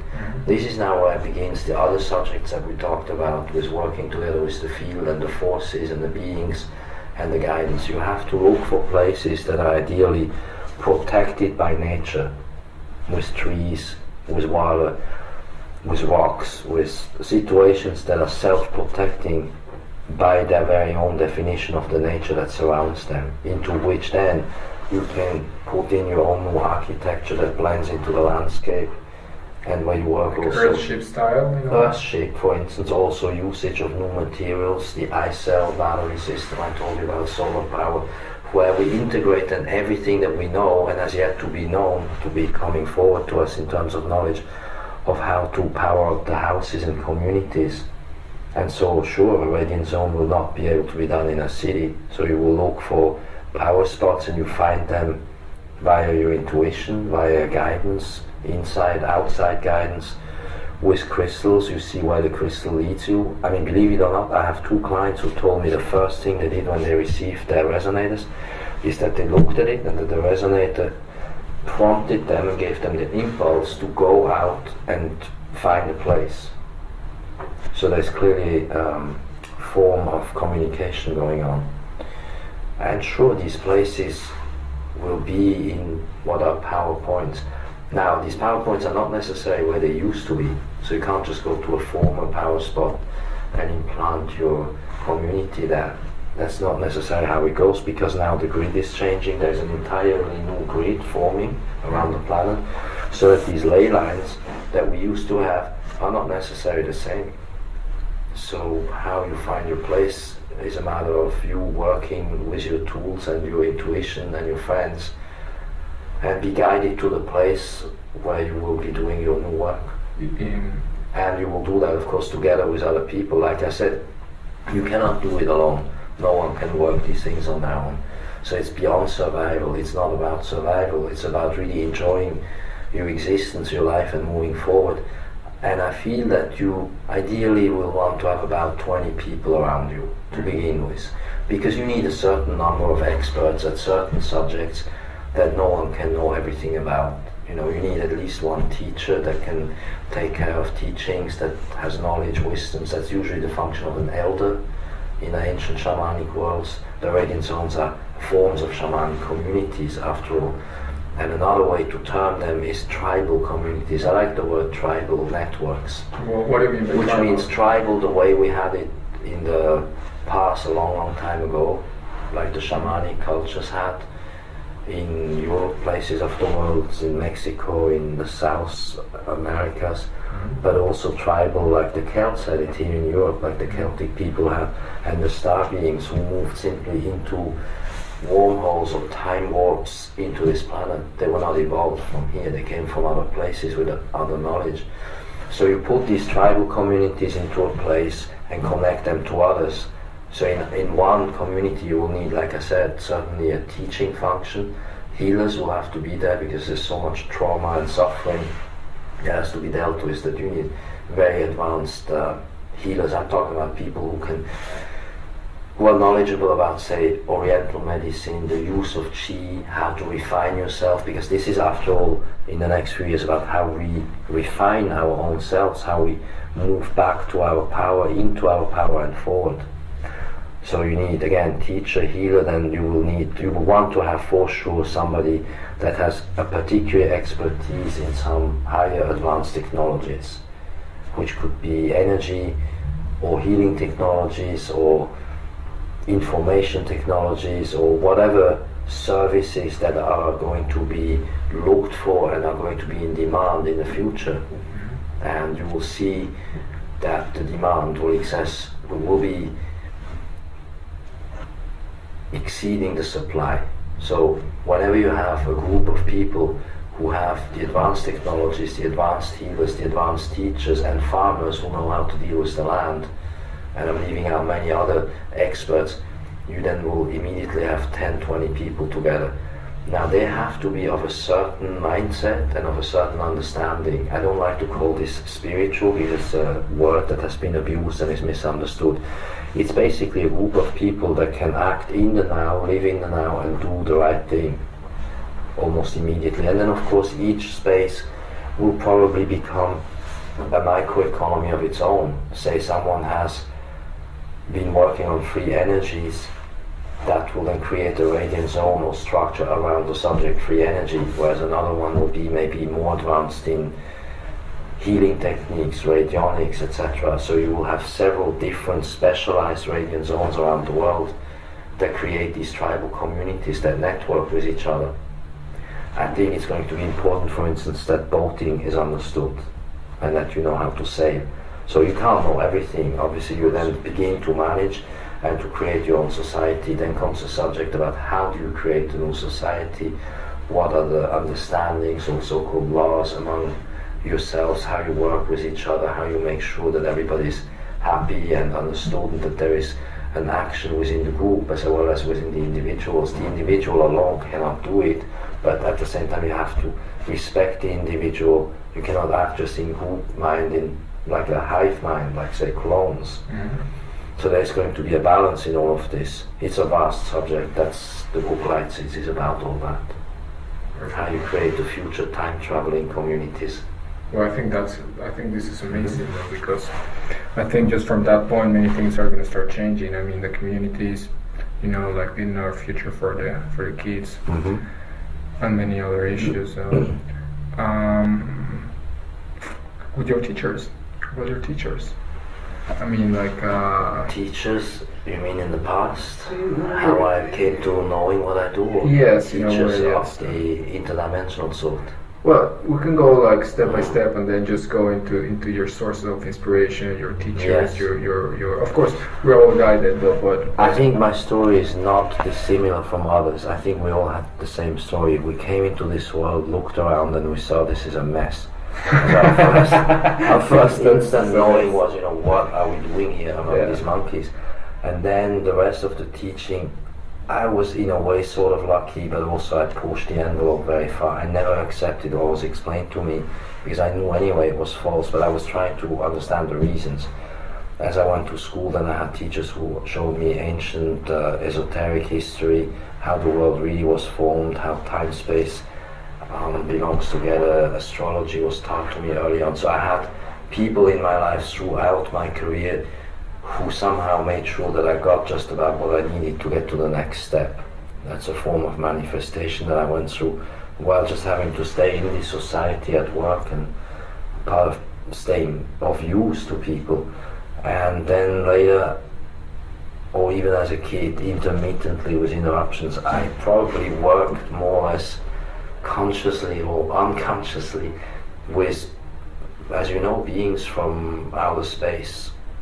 Some visited here in physical form, some simply via the ships, because they cannot actually hang in this atmosphere for very long. And the rest goes via telepathy. So that's a form of, I would say, communication, because it's not just teaching one way, it goes both ways. They listen to me too. I have also something to say in the equation. I found that out later, that I can actually address myself to them and make suggestions. And then it may take a while, but one gets feedback. So the teachers, it's a subject that I think at the end everyone has to understand that you teach yourself. Exactly, I think so. The teacher is in yourself, but sure, I had outside help. And then the last one of the great teachers in that sense I've never met while alive is Krishnamurti, whose work I studied extensively, and beyond studying I was trying to understand what he means so that I can apply it. So I learned early on that there has to be a new astrology, there have to be new means, that nothing is really valid if it's known, that we must continuously go into the unknown and figure out new things for ourselves. and accept nothing that was given to us unless it's useful and makes sense. So yes, Krishnamurti in that sense was a teacher that is, worthy of this name. Perfect. Just another question, because we're just a little bit discussing subjects like little by little, but yes. I mean, how do you see, this planet in, let's say, like in 15 years? In 15 years? I mean, I don't want to play too much with these subjects about yes. like I going into the future, but that's fair enough. But I want just to explore a little bit the idea of the next 20 years in the future. How do you see this? Do you see that we'll be just make it through, like yes. Do you see a positive future in a way? Yes, I'm very optimistic in the sense that I'm confident that I know that we have met the right people and we will meet more of the right people that will be useful. And that together, although separate all around the world, we will continue to do what we're doing, what we're best at, what we like to do, to be creators and stay creative and create new societies, new communities. And we will move through these outside changes in an appropriate manner and stay unharmed and stay maybe in the beginning almost hidden, while of use to the outside world as we can, and protect ourselves through this time and come out the other end in better shape, and then continue in an accelerated manner to bring about the solutions that this planet needs. Because after all, this work we do is actually for the planet, it's not for us. That's one thing that everyone must understand. It's actually not for us that we're doing it. It's for a much bigger society that is cosmic, and our job primarily is to look after the planet. So a cosmic society. Yes. So you're saying that we will be time travelers. In 20 to 50 years, I think we will be able to move beyond space-time into other realms and become what the ETs are now. That's right. And we will be able, like I had hinted at before, to learn new medical technologies that will enable us to activate the DNA so that we can live longer lives without becoming sick. And kids who will be born or are born now will be able to be early on self-sufficient without being sick at all, and there won't be any more illnesses, and we will automatically live much longer and much more productive and happy lives. This is the larger scale outlook 20 to 50 years from now. And sure, we will be going through a lot of problems that have begun already the last 2 or 3 years. So we're in the middle of the Earth changes. That's already ongoing. Tsunamis are happening, the quakes are more frequent, bigger. Volcanoes, just recently. Volcanoes you had yourself, 40 miles from where you live. I have seen the waves myself, I've seen the behavior of the sea. I mean, it's a beast out there, you need to know what you're doing with the nature. There are systematically the erosions of the coastlines happening. We've talked about the sea level rise, that's a fact. This coastal event phenomenon of the next few months, all of 2009, will be massive. There is the magnetosphere that has practically collapsed, and the Arctic winds and the whole climate is changing in such a way that we now have the cold fronts going down into the Mediterranean. I have seen islands in the Mediterranean that have snow now in March that have never had snow before. So all of this is happening as we speak. This is going on. Tsunamis are happening that are not reported. Burma was underwater. China had quakes. There are of course artificial quakes. We have to remember that these nations and these controlling entities fight each other with quantum scalar weapons, not with nuclear power. Nuclear, every time when people speak about nuclear weapons, it's a joke, because nobody is going to use 60, 70-year-old technology that's essentially dirty, that makes everything a wreckage. What they're using now are quantum weapons that will take care of taking people out of the equation, but leaving the infrastructure still more or less intact. However, they can also use the quantum weapons to make earthquakes happen, to force certain nations or governments into compliance to what they want to achieve for economic reasons. It's a very sick, it's a mentally insane asylum in which we still live, where wars of that kinds are going on by using technologies for the wrong purpose. So you have to see that there are nature-made events due to alignments, due to climate changes that are actually caused by the frequency changes of the cosmos, also by the frequency changes of the rising consciousness. All this goes hand in hand, but at the same time you have the man-made, or rather clone-made events.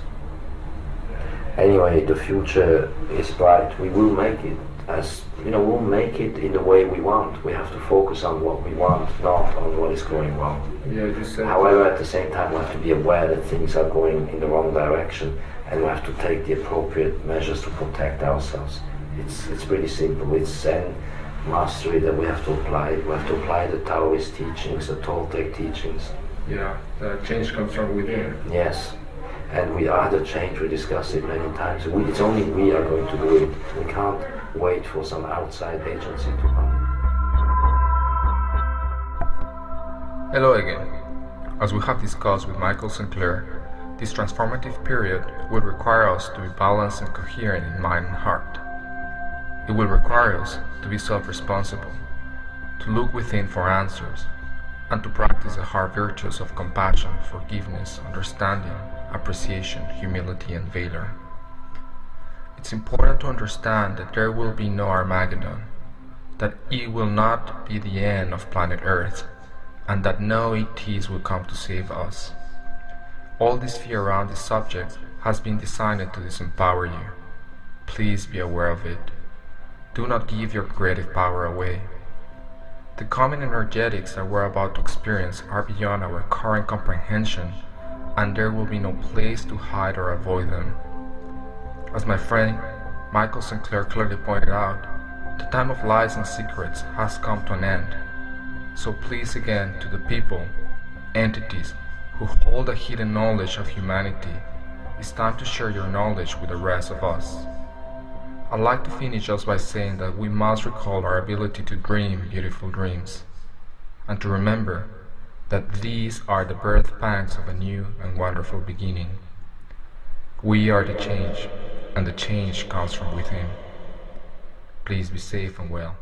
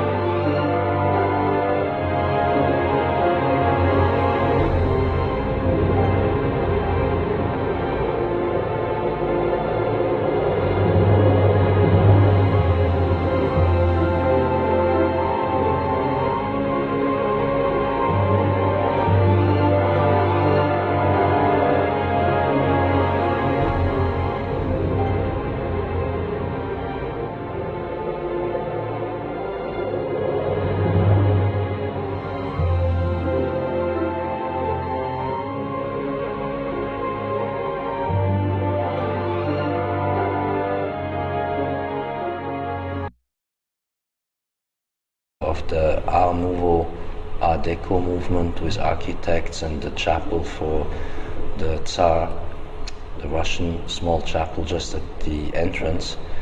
And here in spring, summer of 2009, we're sitting in an exhibition that has been devoted for looking at the role that the masks play in art and in history of mankind. And what we see right over there is this sentence in German that says that the phantom of the unconscious is the mask of surrealism. And it's a brilliant exhibition that takes us from actually the antiquity, thousands of years ago, through the Palenque masks in Mexico, to Rodin and Picasso 100 years ago. So this is a very high-level exhibition with a lot of power, and the whole place is on a Celtic PowerPoint, which is in the middle of Aldin's Woods. Yes, this is where the Celtic. Oh, absolutely. We're on the top of the city, right on top of a very powerful point in the center of Europe. As a matter of fact, a healer told me just a few days ago that this place where we're at as a city is in the esoteric formulation of Europe known as the third eye, the pineal gland of Europe, this very place. And he was saying to me a few days ago that he was glad to come here to meet and to actually see that I was inside of the European pineal gland, because he can take the European map and construct it to show you all the body functions, in other words, all the chakra points. Wow. Yeah. That's wonderful. So it is. This is a powerful spot and an exceptional exhibition that's going on right now. Perfect. So it's a good place for us. Well, thank you for sharing this time with all of us here. I know that you have a lot of things to say, and then we're going to go little by little today in some of these special topics. Yes. Okay. Because I think, things are happening outside now. In the outside world. In the outside world, yes, you're right. So we see that people are asking what is happening outside. Mm-hmm. We see that the economy is crashing, is collapsing, that we start having strange weather patterns. Mm-hmm. Airplanes are crashing. Yes. And there's a lot of problems outside there. Mm-hmm. So people have these questions like also where we come from, what is our purpose. So throughout this video we're going to be discussing and exploring all these subjects. But tell me, what's happening outside there? Okay, now spring, summer 2009, we are in a very unusual astrological alignment with Jupiter, Chiron, Neptune in Aquarius, and with this opposition Uranus, Saturn, when we think about it deeply. So yes, the economy is collapsing in a way that is not being reported properly. The people and the bankers and the institutions, etc., of course, under the impression, or rather they report to the people to be under the impression that this is just a phase that lasts maybe for a year or two. This is of course complete nonsense and disinformation. This is the end of the economic order and the society as such, at least in the Western world. And so what is going on is that the super elite, or rather those who would purport to be the masters of the world, like these financial families and the I don't want to say names anyway, that these people are under the impression that they know what is going on and that they have a game plan to survive the changes in underground bases and that sort of thing. And the minion class, meaning the class of people that they employ, such as presidents, heads of states and CEOs, are under the mistaken assumption that this is only a temporary phenomenon, but it is not. This is actually the complete collapse that we are now witnessing. And when I say we're witnessing this, I mean right now. May, June, July of 2009, this is happening. We're speaking here in March, right at the equinox, and we will see within a half a year the things that we're talking about already happening. So by the time this documentary is being seen, some of it is already past tense. Yes, I would think so, because things are just accelerating very, very, very fast. Yes. And you can see on the news, all the time, all these conversations and all these headlines on the economy. But what do you think will be the implications of these economic meltdown on the societal and the social structures?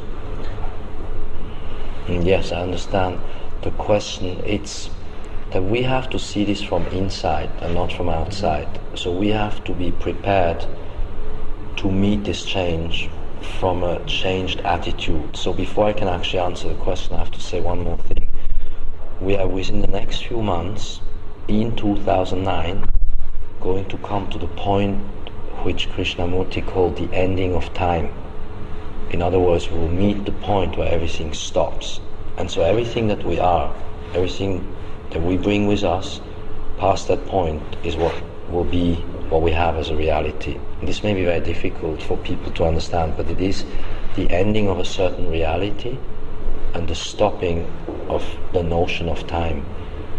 Okay, so what this now means for the economy and what the meltdown of the economy means for people is in a way very dramatic, because it means unemployment, hyperinflation, mass unemployment. I'm talking of millions and tens of millions of people in Europe and in the US and in the Western world basically becoming unemployed, and Pluto in Capricorn. Anyway, the long and short of it is that we are entering a very tense moment that will last about 6-7 years into, let's say, about 2015 at the very latest.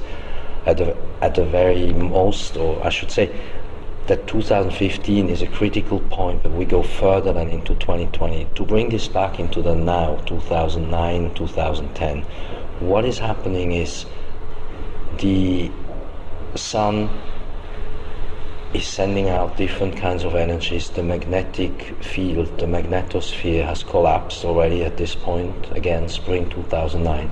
The weather is visibly changing. We had spring, summer weather a few days ago. We have now again winter weather.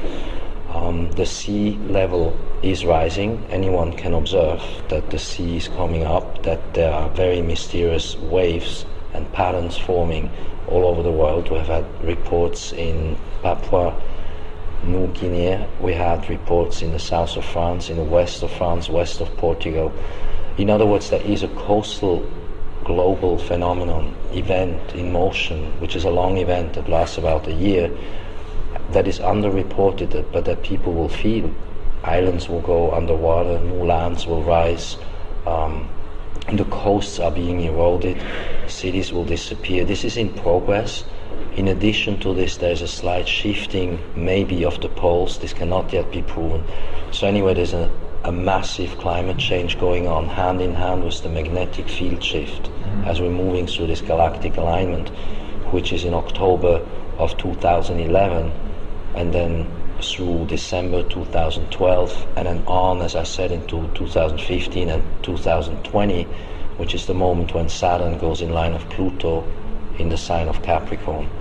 So what all this means, apart from climate change, in a simultaneous, on time, in the same time phase, is that everything structural, governments, institutions, economy, universities, school, education, everything is folding onto itself and really collapsing. So we see in the outside world that the economy is in the process of disintegrating, which in turn will bring a disintegration and real collapse of the infrastructure and maybe even of the super infrastructure of the globe, of the planet. And this will of course cause in the real world a certain amount of chaos and of uncertainty for the people. Okay. Yeah, well, that's not very nice to hear, though. But no, but this is not a problem, because that's just the outside world. Because the changes that are happening now are of an inner kind. I've always said in my book too, the earth changes are of an inner kind. Those are inner changes happening in the soul, in the heart, in the mind of mankind. And what goes on outside is actually irrelevant. When employed and hyperinflation and the collapse of the currencies, the dollar, the euro, etc. And so what this brings with it is the charge or the obligation for those who want to go through these changes in a positive way to change their whole entire internal makeup of what their life is about, how they want to create economies, how they want to do their work, how they're going to live, how they're going to exist with other people, what relationships they form. I mean, everything about everything is going to change. Okay. So, and then, well, we're talking about the outer world. We're talking about these societal changes, Yes. the structures, economy. But can you, for example, tell me or tell us a little bit about those inner changes and how can we be ready for, well, in order to face the everyday life that is happening to be a little bit challenging? Yes. So, what's the best way to do it? The best way is to become completely self-sufficient and self-responsible, which means we must not rely on the system, any system. In other words, we have to exit the matrix. To exit the system, we have to do this from inside. First of all, inside of us, change of a most radical nature has to happen, which means really changing the whole view of psychological time, how we perceive everything about the known as well as the unknown. We have to now be brave to enter the unknown and forget everything that we know in the past and go into this by deconditioning ourselves from education, from family, from just everything that was past. That's the first rule. So we have to change our inner makeup in order to also become, like I said, self-sufficient and self-responsible, because we cannot rely on any system of any kind, government, schools, universities, economy, banks, you name it. There will be no more system. And so this is a very challenging, as you said, very hard task for those who want to be ahead of the wave, to prepare in a mental way. This is a psychological preparation of what I'm talking about, as well as to some degree so-called spiritual, which means being able to work with the invisible world, with what surrounds us that is unseen, and go into a dialogue with these dimensional shifts that are happening through the transiting of the planets of the galactic alignment 2011, 2012. And then it gets very practical. We have to find places in which to live off the grid with new energies and create partnerships and relationships with very capable people, healers, teachers, engineers, scientists, farmers who know how to deal with the land, how to grow food, how to create entire. We are the change, and the change comes from within.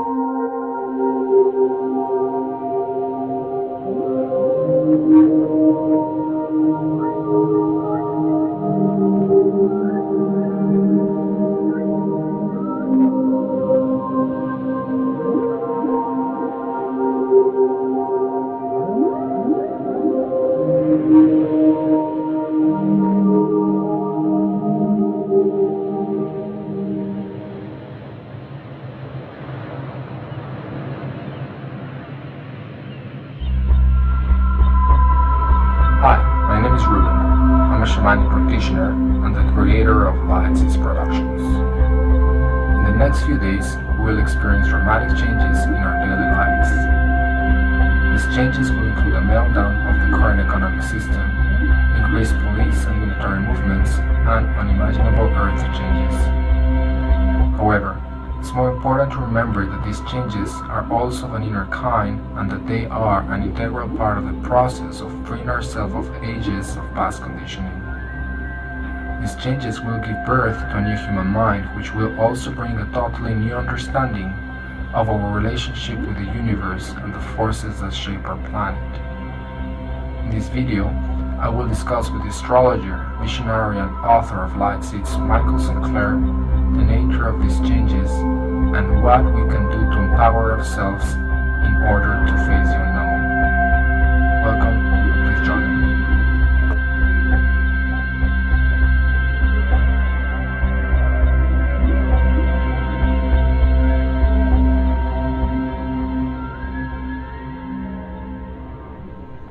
Hello, Michael. How are you? Hi, Ruben. It's been Good to be together. Yes. This is a great moment. It's been a very long time, yes. So, hello, friends. So we are just here with Michael St.Clair.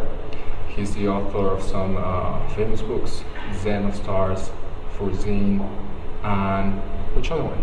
Light Seeds. Light Seeds. Light Seeds is the book that combines Zen of Stars and Foresee. And it's the big book that actually is now being read by most in the world as combined book. It is no longer actually presented as two books. It's in one big 580-page version. Oh, perfect. Very good.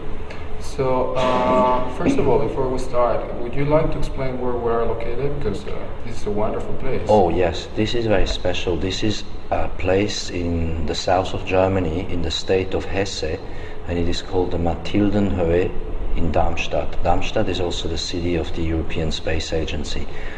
This is a museum that was formed about 100 years ago in 1899 to 1908 is the time when all this was formed, and this has become the center